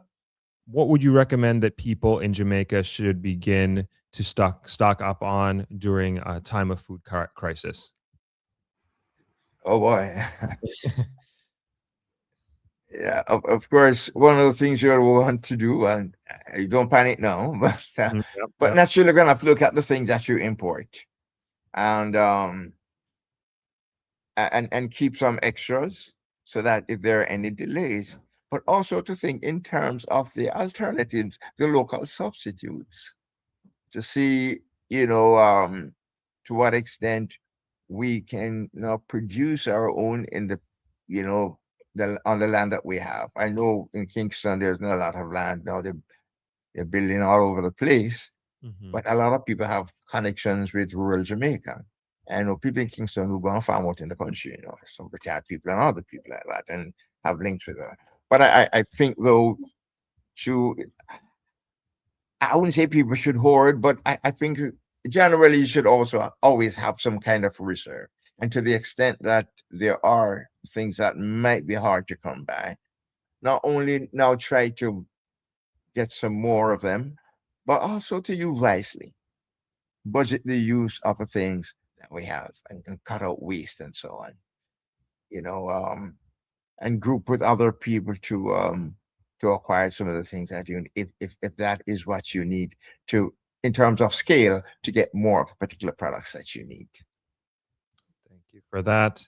And just before we close out with our last comment here in question, I put your contact information up there, Mr. Hall, your Yes. your email address, and also your WhatsApp. So if you are out there in the audience and would like to reach out to Mr. Hall, you can feel free to do so. As he mentioned, he does do consultations with companies, especially as it relates to financial literacy. And as we know, we very much need that right now, especially with the direction that we're heading in. And it's incredibly, incredibly empowering to really know and learn about money and how the world of money works. So I'm going to leave Mr. Hall's contact information up there Yes. for you. Yes, and just to mention that there are individuals who reach out from time to time for guidance Yes. in those personal finance issues. Uh, from time to time. And I also put the link to your ebook there as well. Yes, So yes. you can go ahead and click the link, excuse me, if anybody's interested. And I also have it in the description below as well for your convenience. All right. So this is the last question that we have here. So this is from Cece. And they ask, how will Jamaicans be protected with jobs and how to take care of their families if others from countries like Dubai may move/invest in Jamaica, especially investors with their billions of money. And I will add on to that. Do you think that that is a reality or a potential that we have folks from the Middle East with tons of money bringing it over here to Jamaica instead? They look, money goes where those who have it feel that they can make good money on it. There you go. And to the extent that they figure that the opportunities are here, they will come. In the meanwhile, I see Jamaicans going over that side and earning money and sending back home. And people look where a place is stable, we have the stability. But what they want for first and foremost is to go to a place where the returns are competitive with, are better than returns elsewhere. So we're going to have to make sure that here we create the environment which can generate the kind of returns that people figure are competitive and will be worth moving their money here as opposed to moving it somewhere else. And do you think that there is a fear, or there should be a fear of, if that type of money does come to Jamaica, that, like this person is alluding to here, that people won't be able to feed their locals, or Jamaicans won't be able to feed their family because of that? Now, if people bring money in, that should help Jamaicans feed their family better, right? Because they'll help the economy to grow, Mm-hmm. create employment, produce more goods and services. The country earns more, and the government makes more, and then hopefully we'll be able to provide some of the goods and services that we need, more infrastructure, and bring in more buses, take care of our healthcare, take care of our education. So in other words, the country needs foreign investment. Yeah. We need foreign investment for the country to grow. Yeah. And when people come in and make money, Jamaica makes money, and Jamaican people make money. So it makes everybody better off. Well, most people, or many people, get an opportunity. So it's not when it's a case where because people come in, it's going to make us worse off. I don't think that's generally how it happens. We want people to come in so that it can make us better off. Yes. Agreed. All right. That's the last question that we have from the audience. Thank you so much, Mr. Hall. I want to give you the last word. If there's anything that you'd like to add, or any last words that you'd like to give to the audience here, that's on you. All right. Thank you for the opportunity to talk with the audience. But I just want to say that these are challenging times everywhere. Different countries are affected to different degrees. So wherever you are, remember to use your resources wisely. Tap into the skills that you have, and let your skills make money for you if that's important to you. And don't get too sentimental, emotional about your resources. You want to be safe, but look for opportunities and make the best use of them and manage the resources you have the best way you can. And if you have challenges, then reach out to those who have the competence to assist you in your decision making. And you don't really want people to decide for you. You want them to guide you. And at the end of the day, you make your decisions, because at the end of the day, you are responsible for you.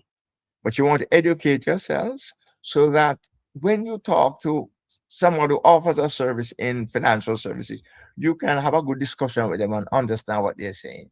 And the decision that is made is your decision ultimately. You shouldn't have a case where somebody tells you to do X or Y and you do it, and you really don't know why you do it.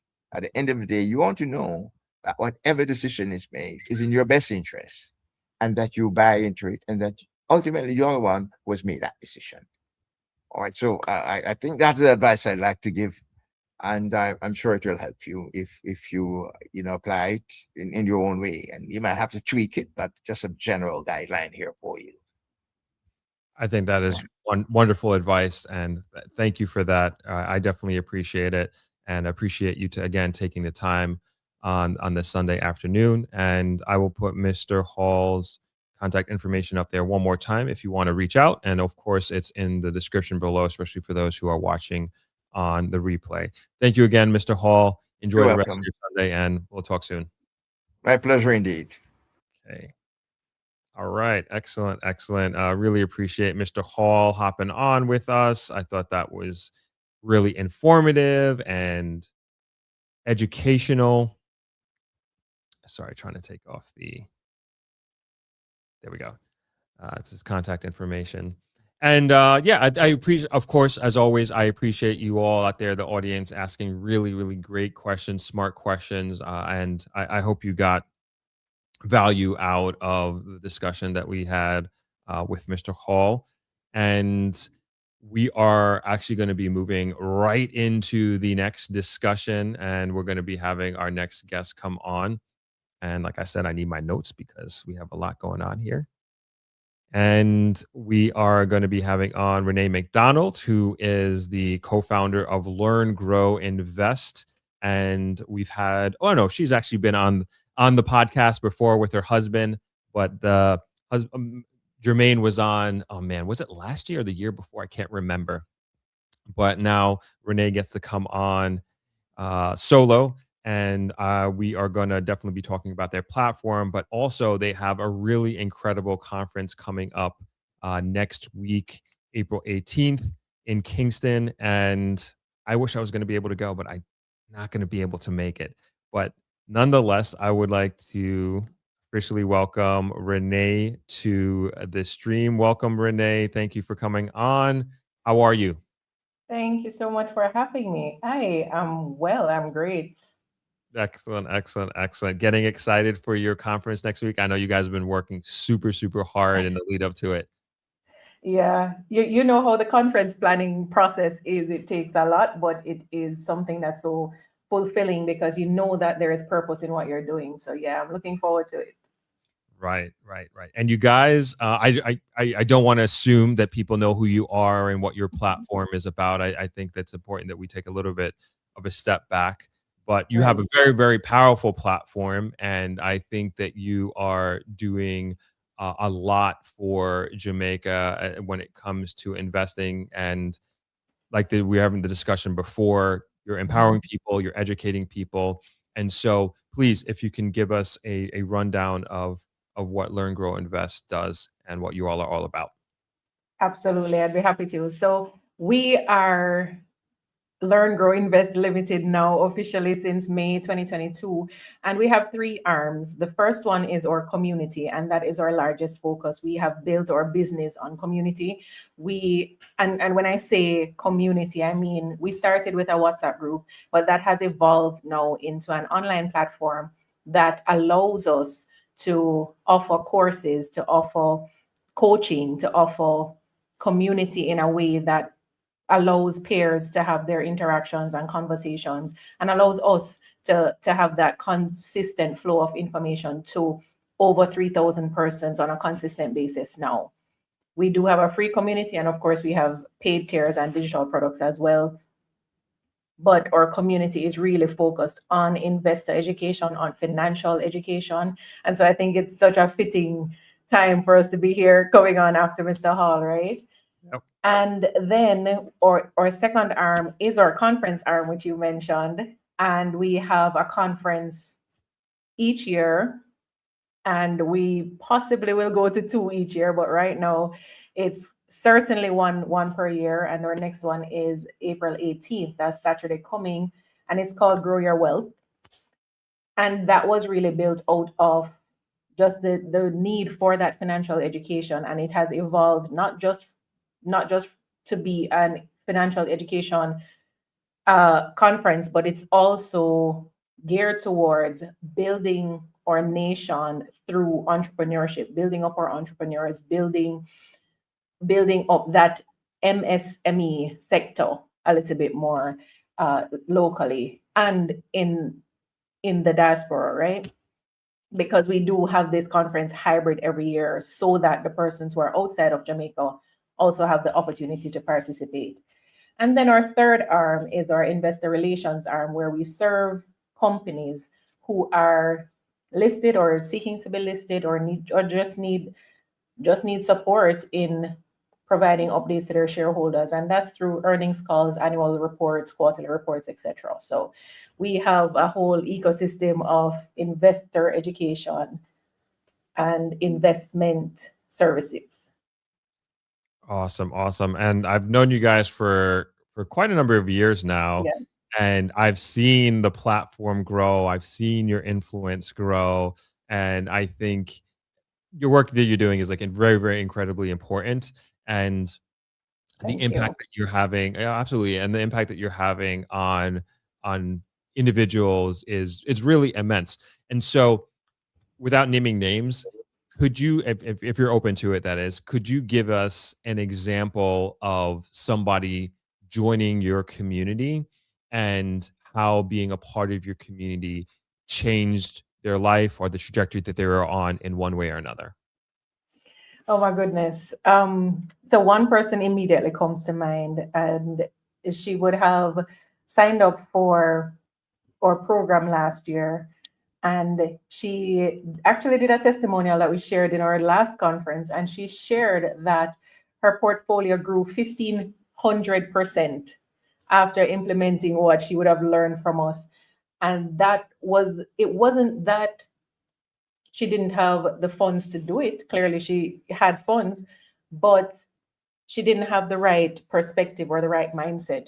And so by coming into the program and learning how to invest for herself, understanding more about the markets and how things actually work, and not operating from that place of fear anymore, but actually seeking to understand what it is that she's doing, she was able to overcome that mindset and move into a space of, okay, I can confidently invest now. And doing that, she moved from investing less than $20,000 per month to 10 times that per month, because she was now confident in what she was doing. She was earning the money, but she didn't have that conviction or that confidence to say, yes, she can do it. And by doing the program, she got that, and she was able to make such a big difference. And investing in the right things and in the right way, she was able to really grow her portfolio. So that one stands out to me every single time. Awesome. And generally speaking, who would you say your community is for? Like, what type of person would you say? So we have 3 levels, right? And our level 1 is for the absolute beginner. If you have never invested before and you want to know what it means to invest, how to invest, etc., you want to get some of the basics and the foundations in place, level 1 is for you. That's completely free. We have a free level 1 course available as well. So once you sign up for the course, you're also added to the community and you have access to everything there. And then level 2 is for persons who are more at the intermediate level.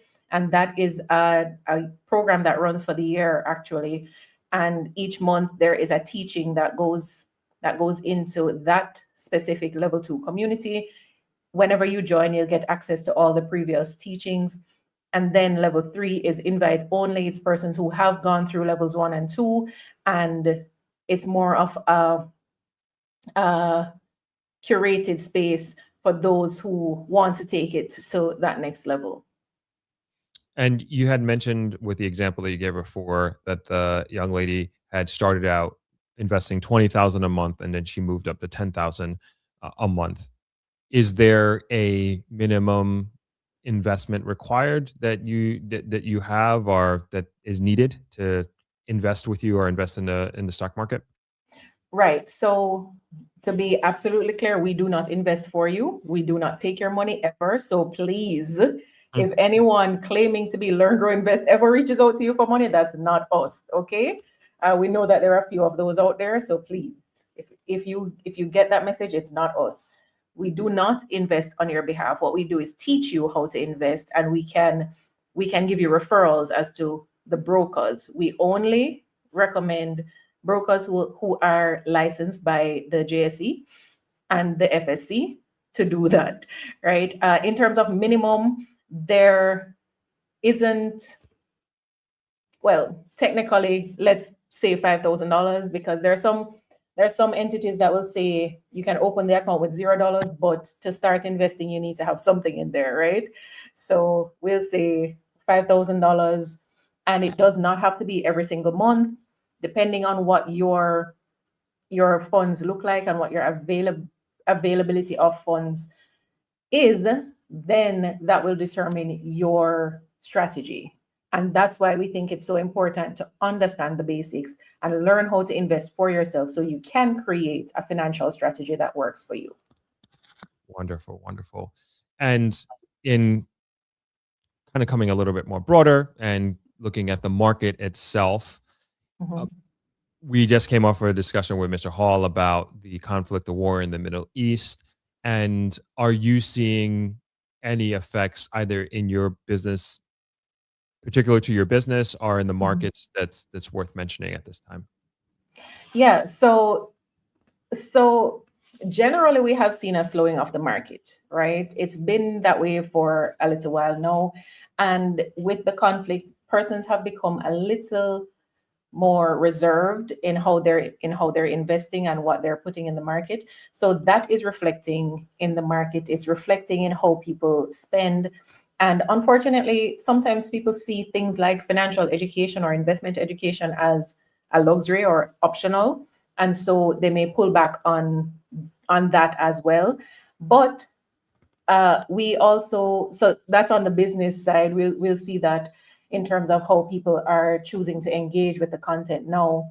So we definitely see, I see Jermaine just put it in the chat, we definitely see more fixed income investing because people feel a little more secure with knowing that, hey, this bond says 10% or this, so they have that in mind versus the stocks, which are certainly more variable.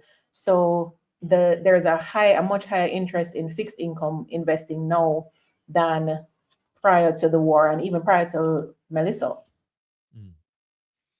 Oh, that's interesting, but it makes sense. It makes sense. People are going to go more conservative, and with uncertainty continuing to just become more and more rampant here. Yeah. I do want to hop into the conference itself, which I'm very, very excited for you guys. This is the fourth year you're doing it? Yes. Fourth year. Wow. Okay. And we almost started at the same time. This is my 5th year. So that's crazy. Very, very good. Very excited for you guys. And so it's taking place at Shortwood Teachers College. Can you just give us, I know you did this a little bit before, can you just give us a rundown there of the conference? I have a lot of points here that I'd like to go through, but I want you to hop in before I do. That's fine. Thanks. So this year, the conference theme is Grow Your Business Through Content Creation. And we're particularly excited about this because that's how we established and have grown our business through content. And we also know for you, Throp, you have built this platform. We saw you build this platform, right? So it gives, we believe that content has the opportunity people have the opportunity through content to open doors for entrepreneurship and just for an additional stream of income. It is something that most of us are doing anyway. You might not see yourself as a content creator, but every time you post something online, that's content that you have put out. That's content that you're creating, right? Every time, and it doesn't have to be video. If it is text, if you're writing articles, if you're writing books, if you're doing digital products as courses, whatever it is that you're putting online, that is content that you are creating. And through that content, you can open doors to other networks. You can have opportunities to partner with brands. You have opportunities to build your own business through it, depending on what it is that you're offering and how people are responding to that. So bringing that out is very very important, I believe, especially in this climate, because we've spoken to way too many entrepreneurs who have shunned the thought of creating content, or have just kind of put it on the back burner as oh, it's something frivolous, it's something that's not really needed. But the fact is that in 2026, you need visibility. You need to put your content out there, because if you don't put yours out there, then the audience is only seeing your competitor. They're literally only seeing your competitor. So what are you doing if you're not having your business or your content out there online? Also, we have spoken to too many content creators who do not have an idea of how to do business. And so they're creating content, they're doing great, and then they're being taken advantage of because they don't know how to navigate the business space. And we're addressing that too. And then there are marketers who are building brands, they're working for major brands, and they're seeking to find out what's next. How do they pull what is happening now in the Jamaican landscape into their branding? So those three areas, or those three groups of persons, are who we are focused on for this year. And it's one full day. And when I say full, I mean VIP starts at 8 a.m. We're providing meals throughout the day. So 8 a.m. is breakfast for the VIPs. And it's solid food, guys. We're talking about the ackee and saltfish and kalaloo, and solid food, don't worry. And we start at 8 a.m. with a breakfast session about pricing your services. Then we go into the main conference at 10 a.m. and we have 6 amazing speakers who you're seeing there on screen. You are also seeing our host, that's why there are 7 people. But there are 6 amazing speakers, 2 from Trinidad, 4 from Jamaica. Our host is local as well. And we also have a panel of local content creators who have been doing great on the social media scene, meaning one person would have built her business, left her 9 to 5 to do content full time. That's Tony-Ann Mackenzie, who Travel with Tony-Ann may know of her. There's also Joel Young-Sang, who does content full time and is building his business on that, building his brand on that. And we have Aaliyah Campbell from Mother's Food Group, who is there representing from the corporate side. How do you do this on as a business for a business? So we have an amazing lineup, and we will end about 5:45 and go straight into a mingle, 6 to 8 p.m. And that's the networking session. That's where you need to be making your connections.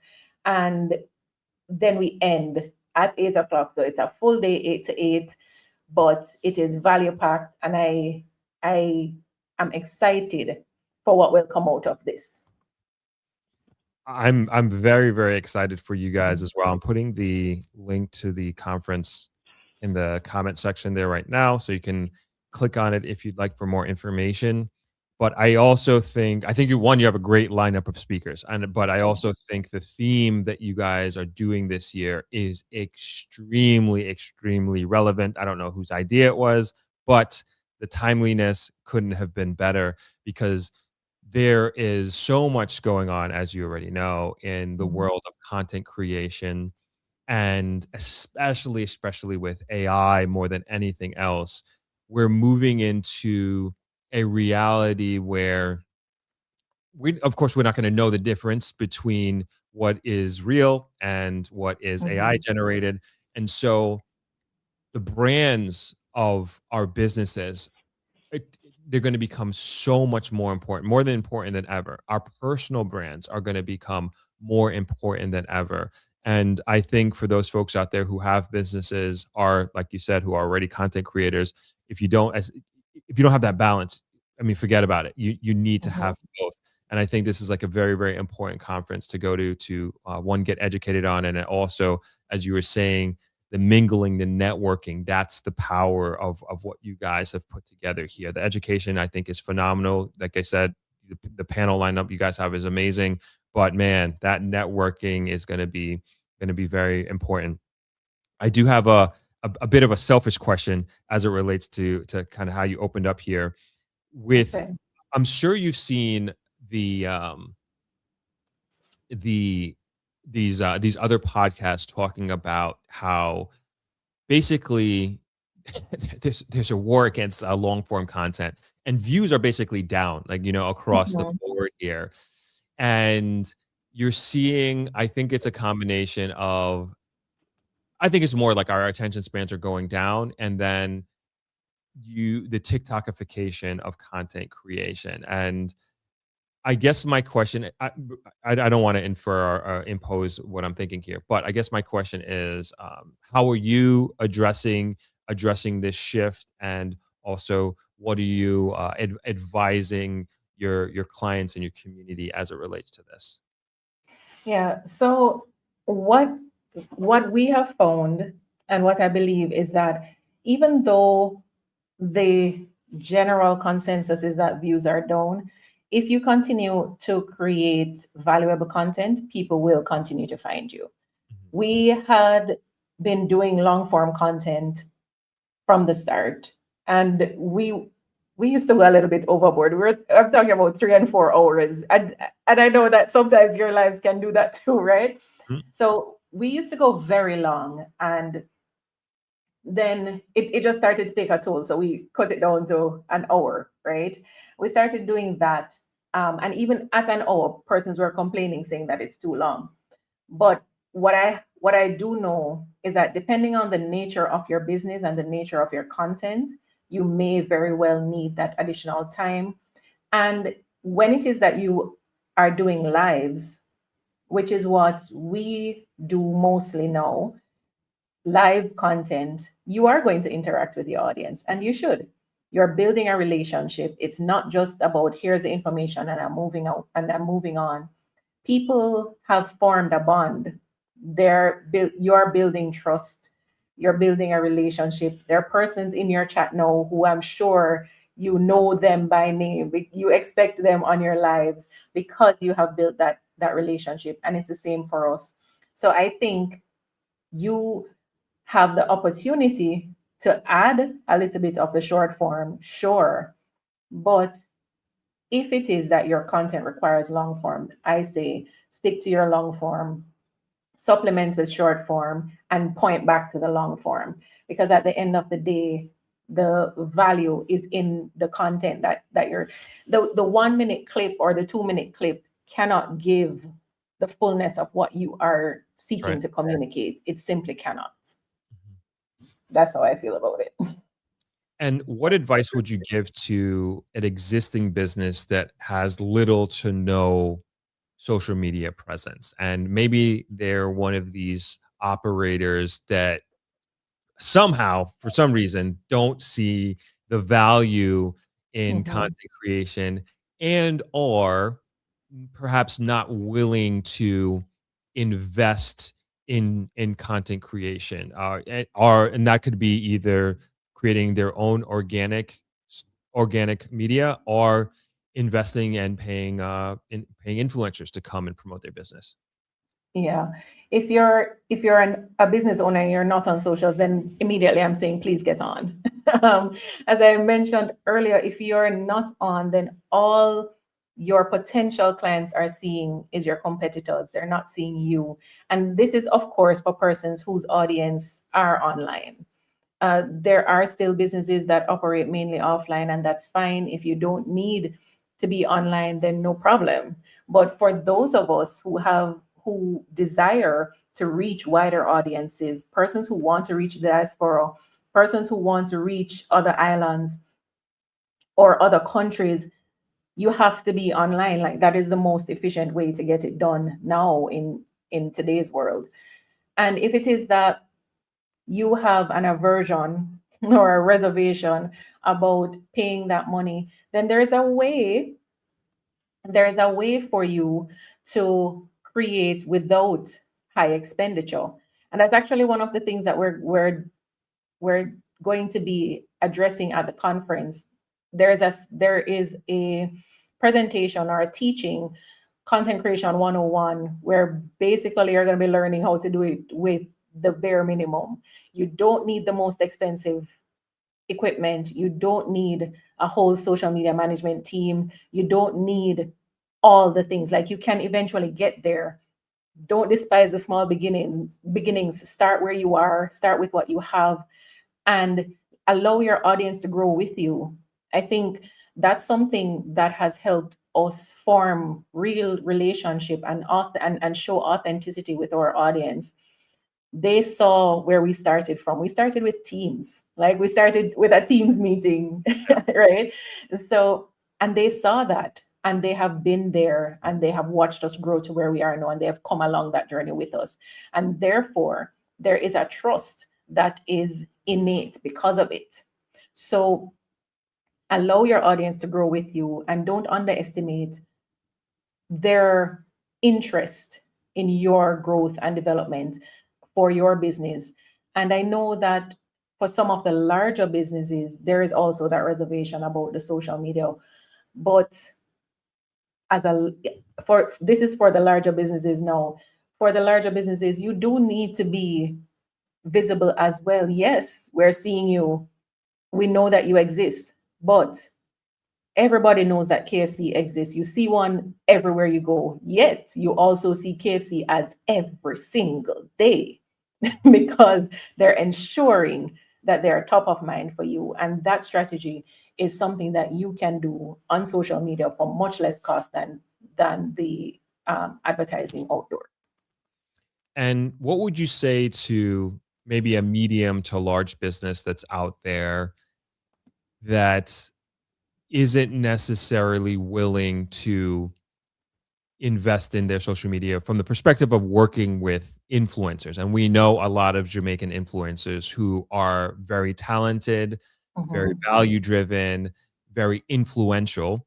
And we know that they're having challenges working with certain brands in Jamaica Yeah. because these businesses are just don't have the willingness for whatever reason to pay for influencers to do collaborations, etc. What advice, if you will, would you give them, or what would you say to them to kind of see the perspective in terms of the value that these great influencers, these great creators can give to these businesses? Yeah.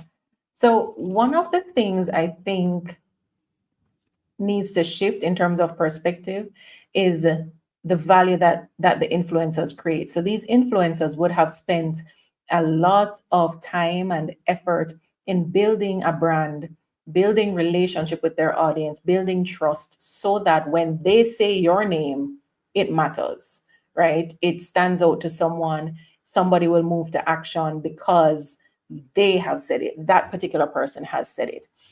And their content lives there. I mean, depending on your contract, your content lives forever. We have done, we did brand partnerships with entities back in 2022, and their content is still on our page now, 4 years later.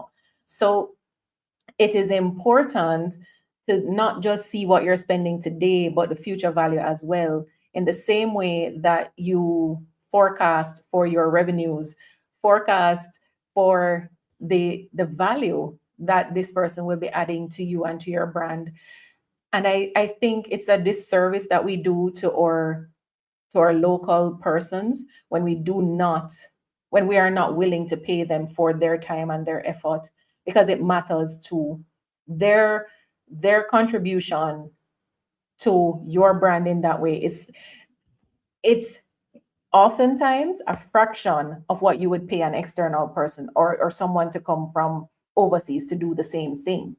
So why not fuel our local economy? Why not have our influencers benefit from that and have that ecosystem here locally, or in the diaspora? Utilize the people who we have in our network who have the influence to the people who you want to reach anyway. And now on the opposite end of the spectrum, what advice would you give to an influencer, whether they've been in the industry for some time now, or maybe just getting started, but they're unable to, or they're having loads of challenges working with brands and creating these brand sponsorships, are getting that Yeah. first contract, what advice would you give them? Keep creating value. Uh, Providing value to your audience and being authentic is what will allow you to rise to the top. Now, you mentioned the AI earlier, and the truth is, we are inundated with AI videos, AI images, AI content, period. It's a lot, and even AI scripts, and you can hear it because you're hearing people saying the same things over and over and over. And it's not because it's a trend, it's because everybody's using the same AI generator to generate their scripts, right? So it becomes noise when everybody sounds the same. If you remain true to who you are, to your personal brand, if you continue to creating as you were creating before the AI boom, if you continue to use your authentic voice and speak from the heart and create from your love and passion from it, you will rise. You will, and it will be tough. And the truth is, you may need to you may need to have another stream of income. You may need to do a 9 to 5 for a little while, and that's okay. Like, don't feel like you're failing because you have to get a job to pay your bills. That's okay. The process will look different for everybody. Do not assume that yours is going to look like the next person's own, and don't feel like you are a failure because you have not received the same offers that someone else has.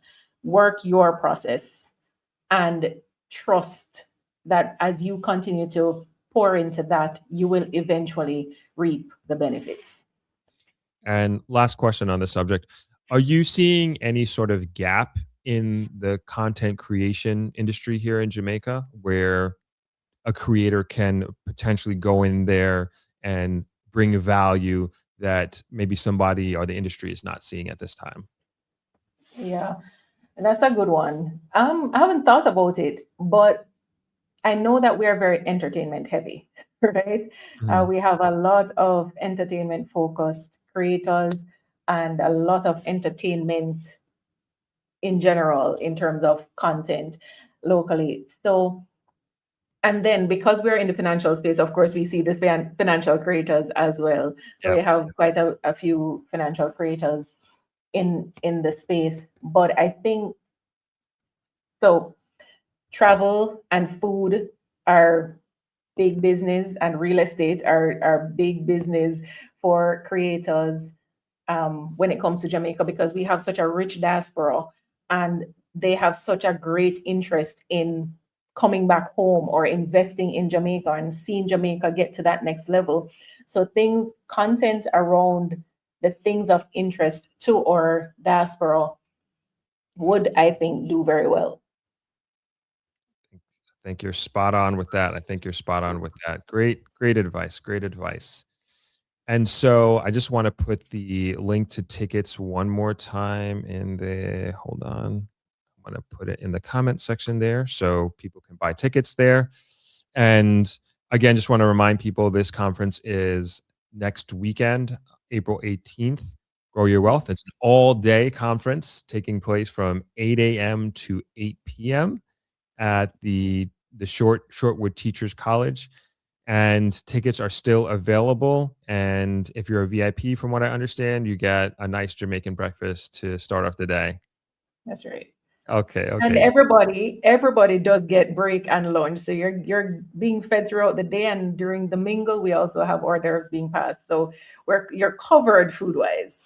Okay, excellent. Oh, excellent. and we do have a special code, a discount code for your community throughout. Oh, thank you. Okay. Yeah. So during checkout, you'll have the opportunity to apply a code, and that code is THROP, THROP, and you will receive a 15% discount. All right. You hear that? So go right now, everybody, get your tickets, get that 15% off, put the discount code in there, THROP, THROP. And as you can hear from Renee, you're going to get a tremendous amount of value from going to this conference. We do have before I let you go, Renee, there's a few questions here if you don't mind answering. No problem. So this one is from Anik. Can someone who is 18 invest in Jamaica. My son is very interested in starting to invest. He has been learning online. I would like him to be part of a community. I'm not familiar with Jamaica investing. Okay, awesome. Yes, absolutely, he can. An 18-year-old is considered an adult here and can therefore invest in Jamaica. I believe Jermaine had started the conversation, and Jermaine, can you put the link to our level 1 course so that Anik can get access to that? So with the level 1 course, once you sign up for that, you'll also get access to the level 1 community. And going through that will give you the basics of investing in Jamaica.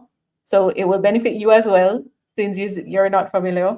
And you will also get the opportunity to be a part of the community and ask your questions.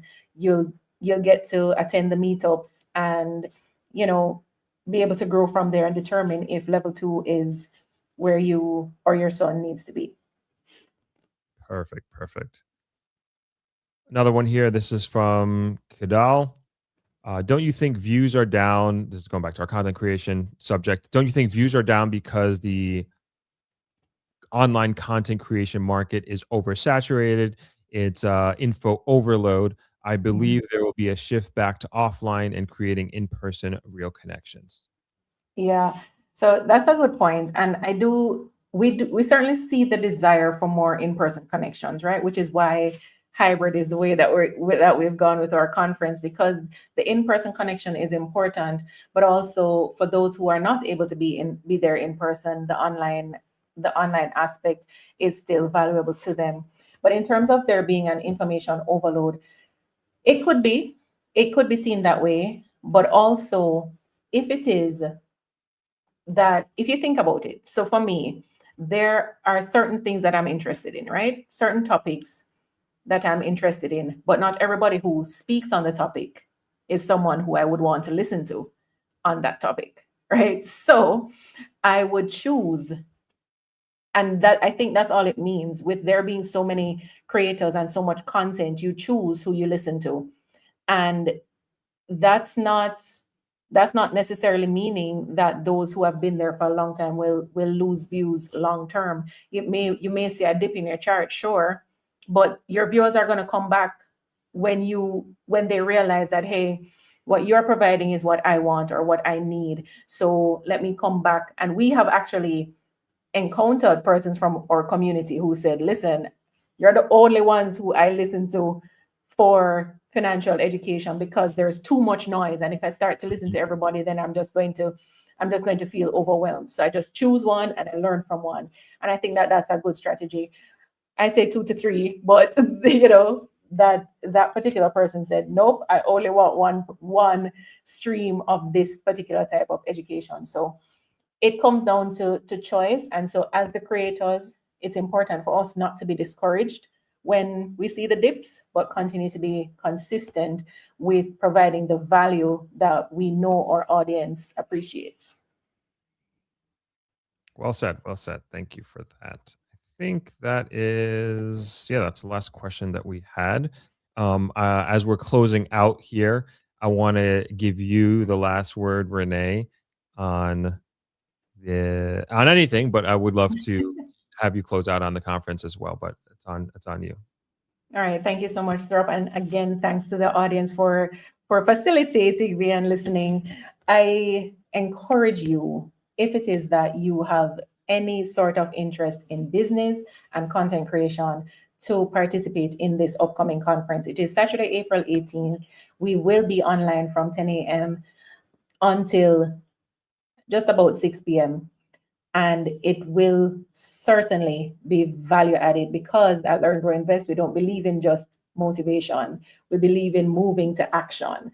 So what we are presenting and what our presenters are bringing are things that will be immediately applicable to you and to your business, things that will get you to an increased bottom line. That is the goal, because at the end of the day, we all need to grow our wealth. We all need to get to a point where we are investing steadily, and we are no longer afraid of every single shift or every single disturbance that happens globally or with the weather, this kind of education, this kind of investment in yourself allows you to withstand the storms that do come. So I encourage you to really take the time to check out the conference. The website is learngrowinvestconference.com.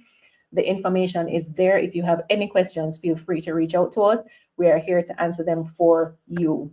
And just generally, I encourage you to remain steadfast. Things may feel tougher than usual.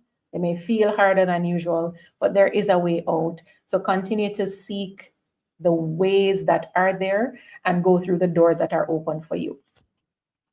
Excellent. And we had just one last question here. Jermaine already answered, but I think it's good to ask it to the wider audience here. This is from Shauna. She asked, will you have the other conference this year not related to content creation? That is our intent. And that will be closer to November, closer to the end of November. So you can, again, follow us on Instagram at Grow Wealth Conference, and you'll get all the information you need there. Excellent. And another one about conferences. People are interested here. Do you have Zoom conferences in the future? Not Zoom, but online, yes. Our last conference in November was fully online. And so, yes, we will have online conferences happening. Okay, wonderful. And as you said, there are tickets. This is a hybrid event, so you can, if you're not here in Jamaica and you won't be able to make it to Kingston, you can purchase your tickets online at learngrowinvestconference.com and use discount code THROP to get 15% off. And it's going to be a good one. I'm sorry I'm not going to be able to make it, Renee, but hopefully next time, maybe even November. Who knows? We'll see. All right. Okay, thanks for joining. Yep, enjoy the rest of your Sunday. You too. Bye-bye. Sure, bye. All right, another great conversation. Great conversation. Thank you to Renee and also Mr. Hall for joining. This was really awesome. Love Sundays like this. We go from podcast to interview, and we're just keeping it rolling here. We're going to take a quick break and 10 minutes. 10-minute break, and we'll be right back.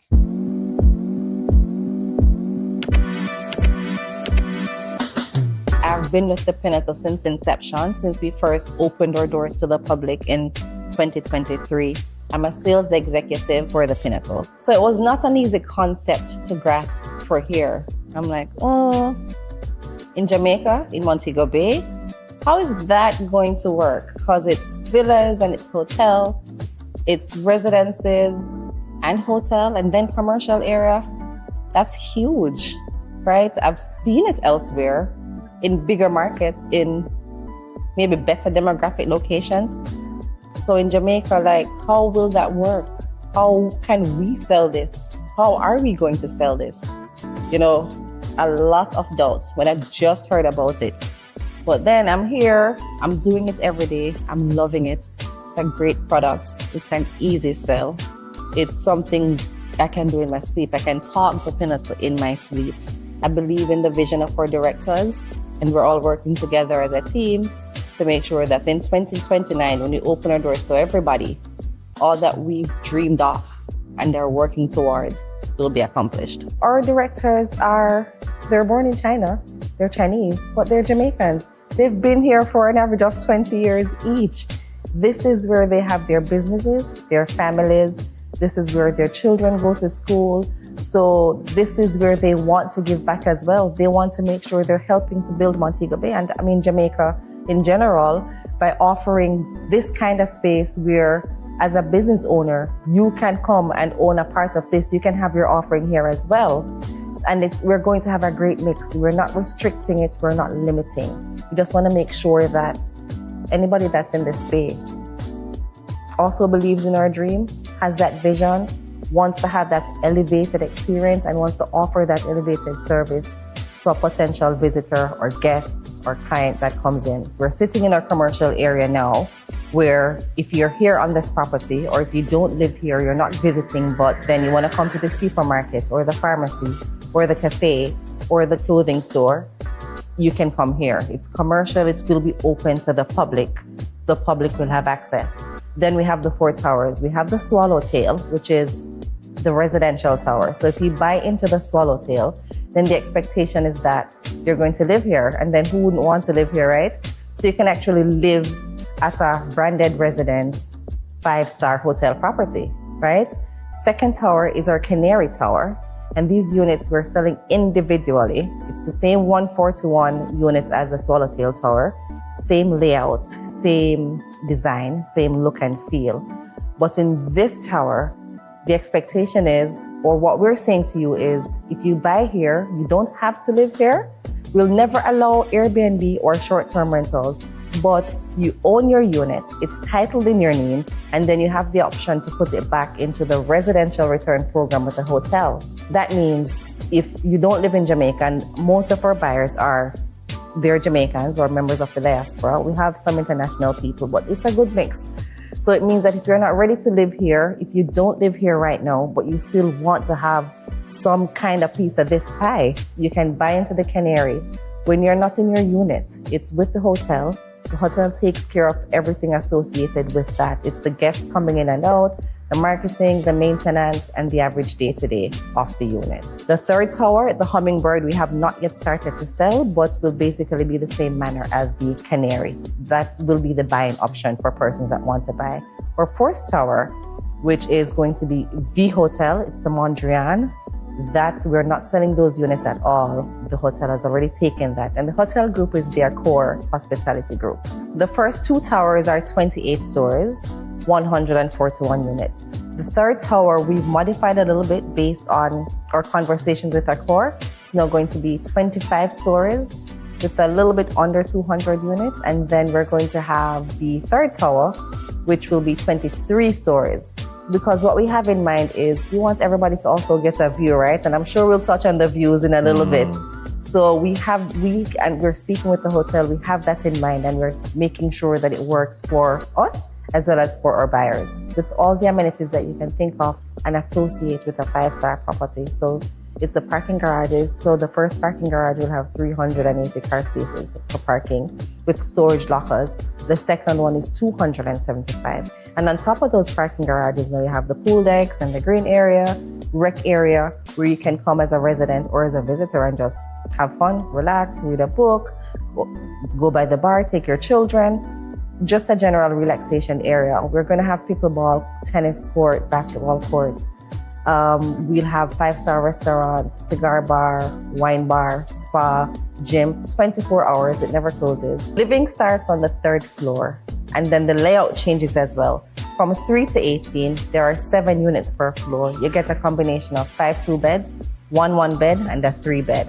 Then once you get above that, 19 to 24, you have 2 2-beds, 2 3-beds. They're bigger. And then above that, 25 and 26, 2 sets of 4-bedroom sub-penthouses.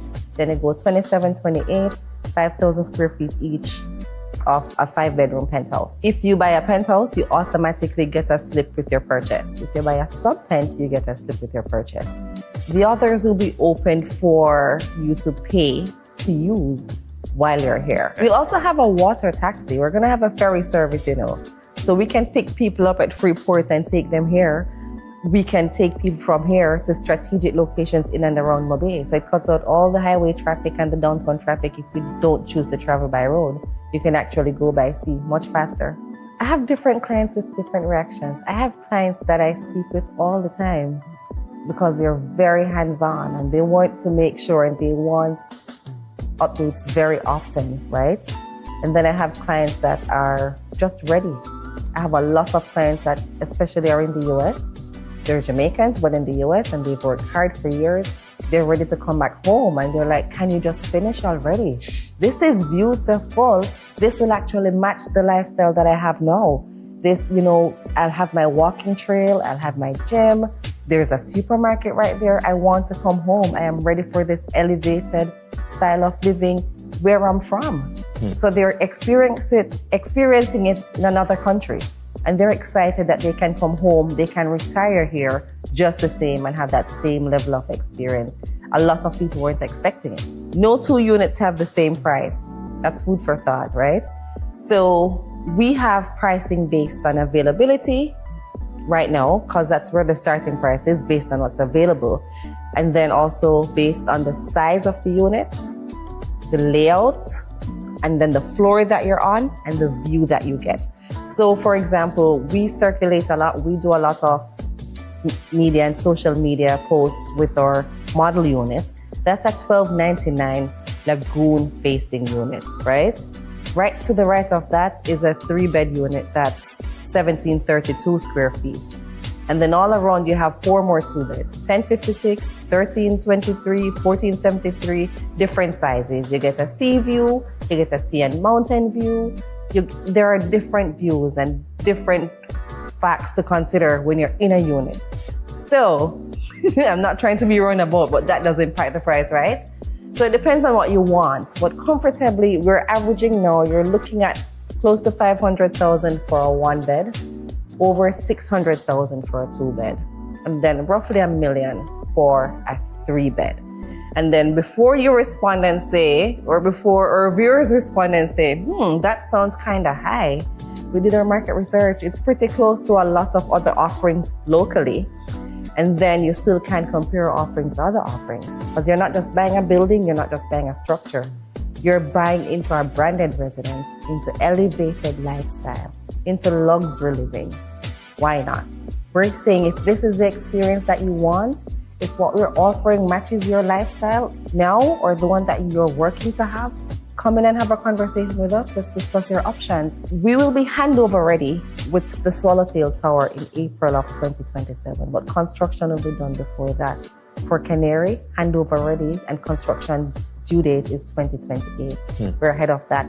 The entire development is 2029. So all amenities, the homes along the front, along the sea line, the towers, done for 2029. Hey everyone, Throp here. I hope you enjoyed that infomercial on the Pinnacle. I know really exciting stuff ahead. If you'd like some more information, please scan the QR code on your screen right now or click the link in the description below, and we'll have a representative from the Pinnacle reach out to you right away. Now back to the stream.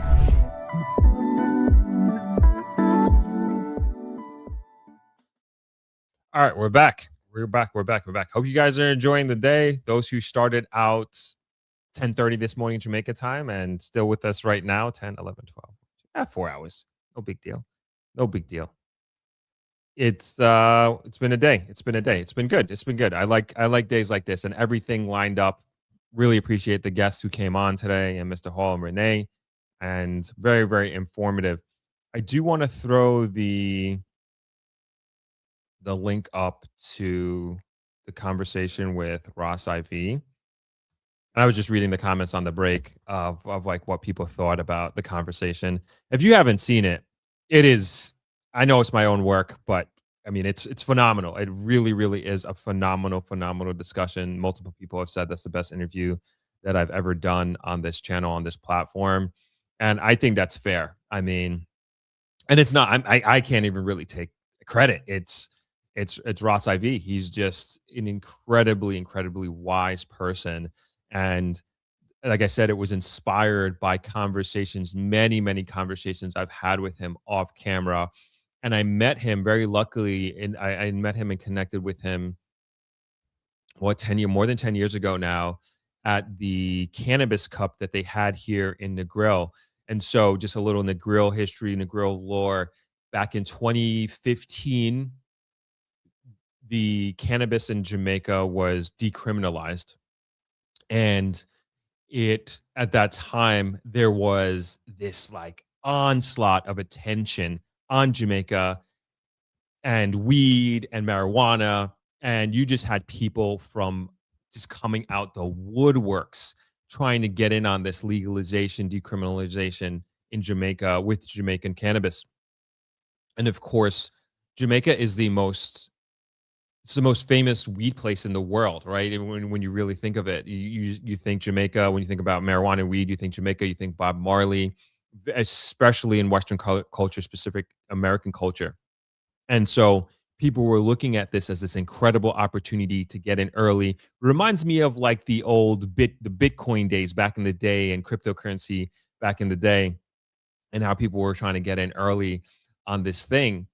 And so anyway, there, I was at that time, I was very, very involved with the Negro Chamber of Commerce. I believe I was either vice president, director, somewhere, some part of the executive body, and they were hosting the first cannabis cup in Jamaica, and they partnered with the Rastafarian group. I'm sorry, I don't remember the name, but Ross IV was the leader and the head of it.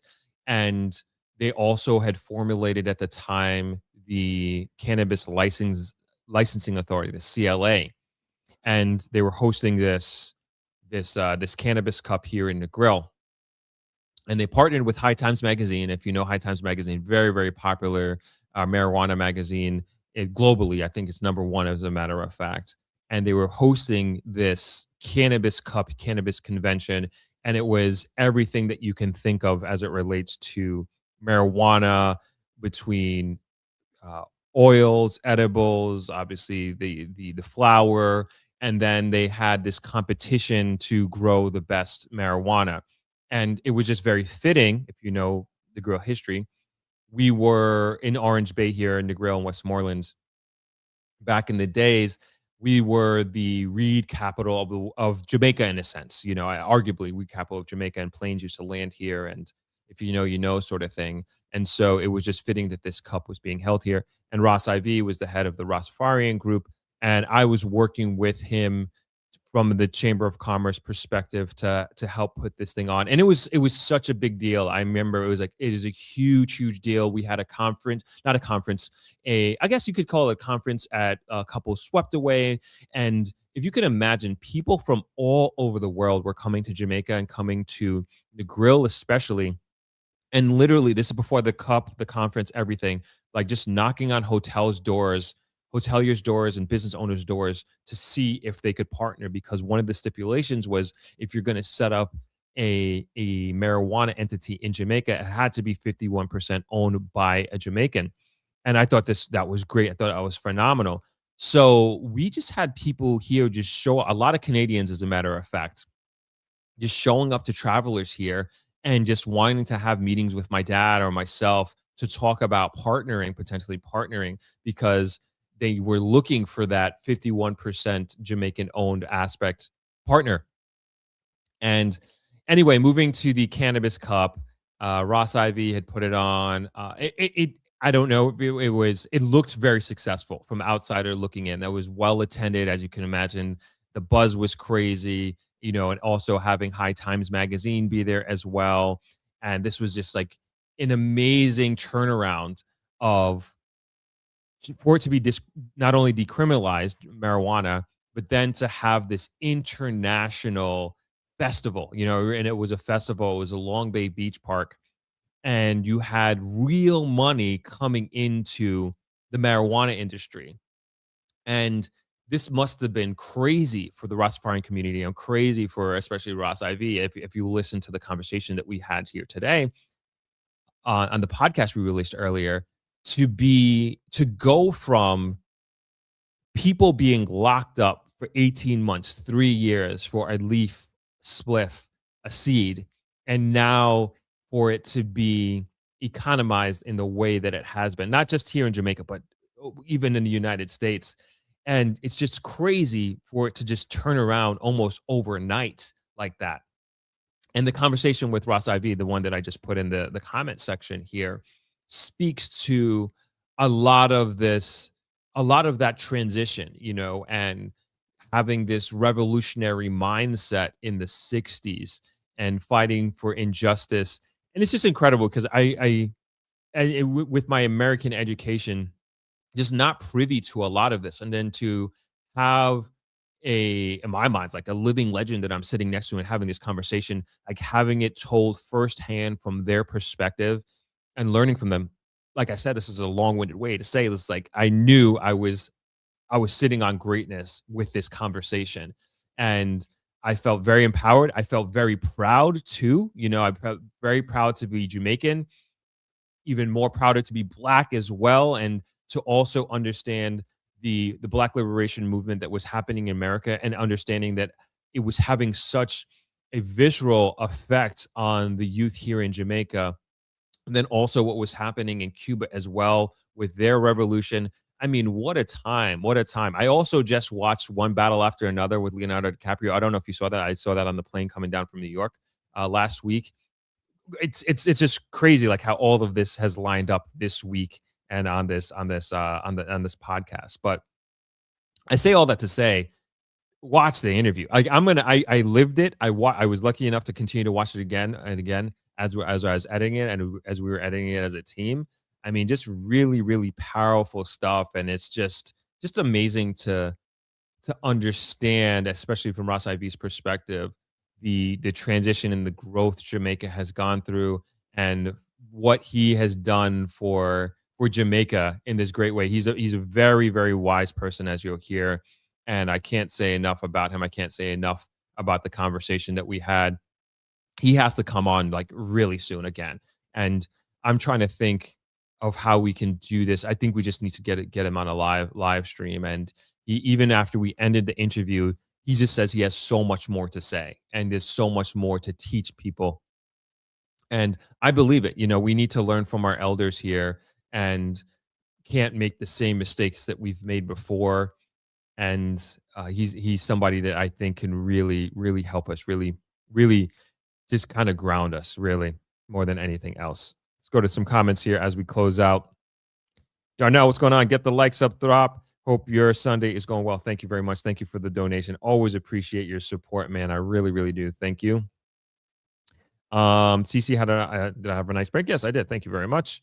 I love your content about Jamaica and for Jamaicans and abroad. Thank you. Thank you very much. Donna Bryce says, have a great content today, Throp. Thank you. Thank you so much. Yeah, it was a great day.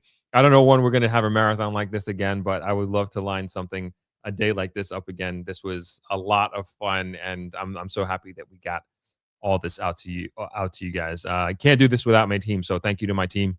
Could not do this much volume without the team in place. So I appreciate them. I think we're going to close it out there. We got some ThropX content coming out this week for sure. Newsletter coming out this week as well, and I don't think we don't have any podcasts next Saturday, but we got more ThropX videos coming out. This is from 2025, 2024 ThropX. A lot of great value in these videos. So we have a few coming out midweek, I think. And then I believe one on Saturday.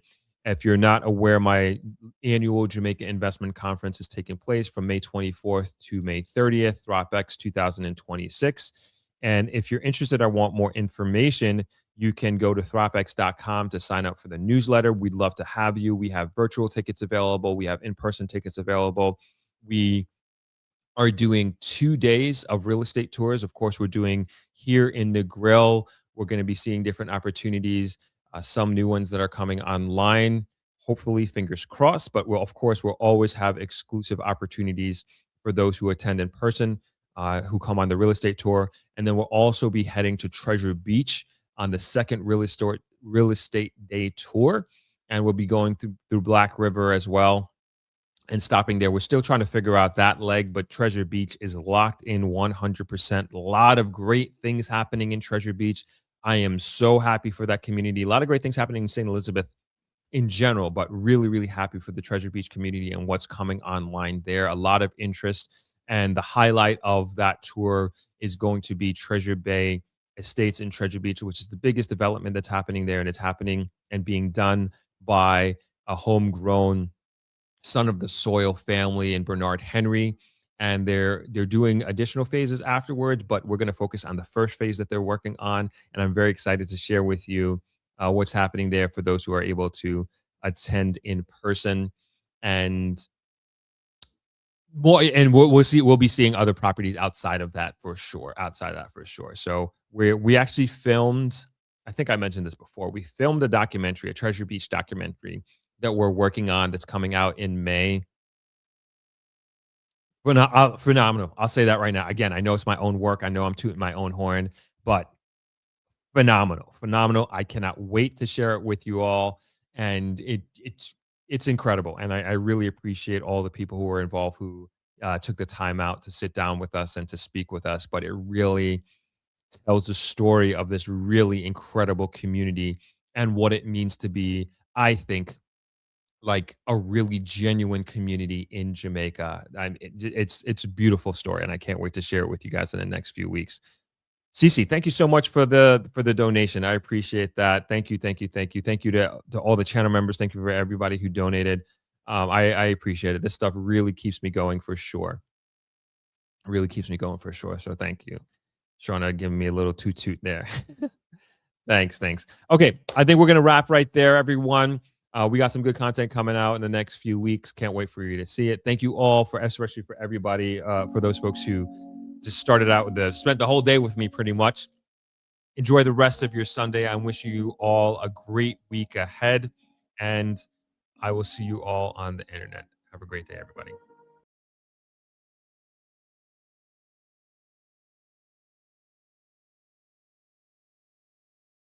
Throp here again.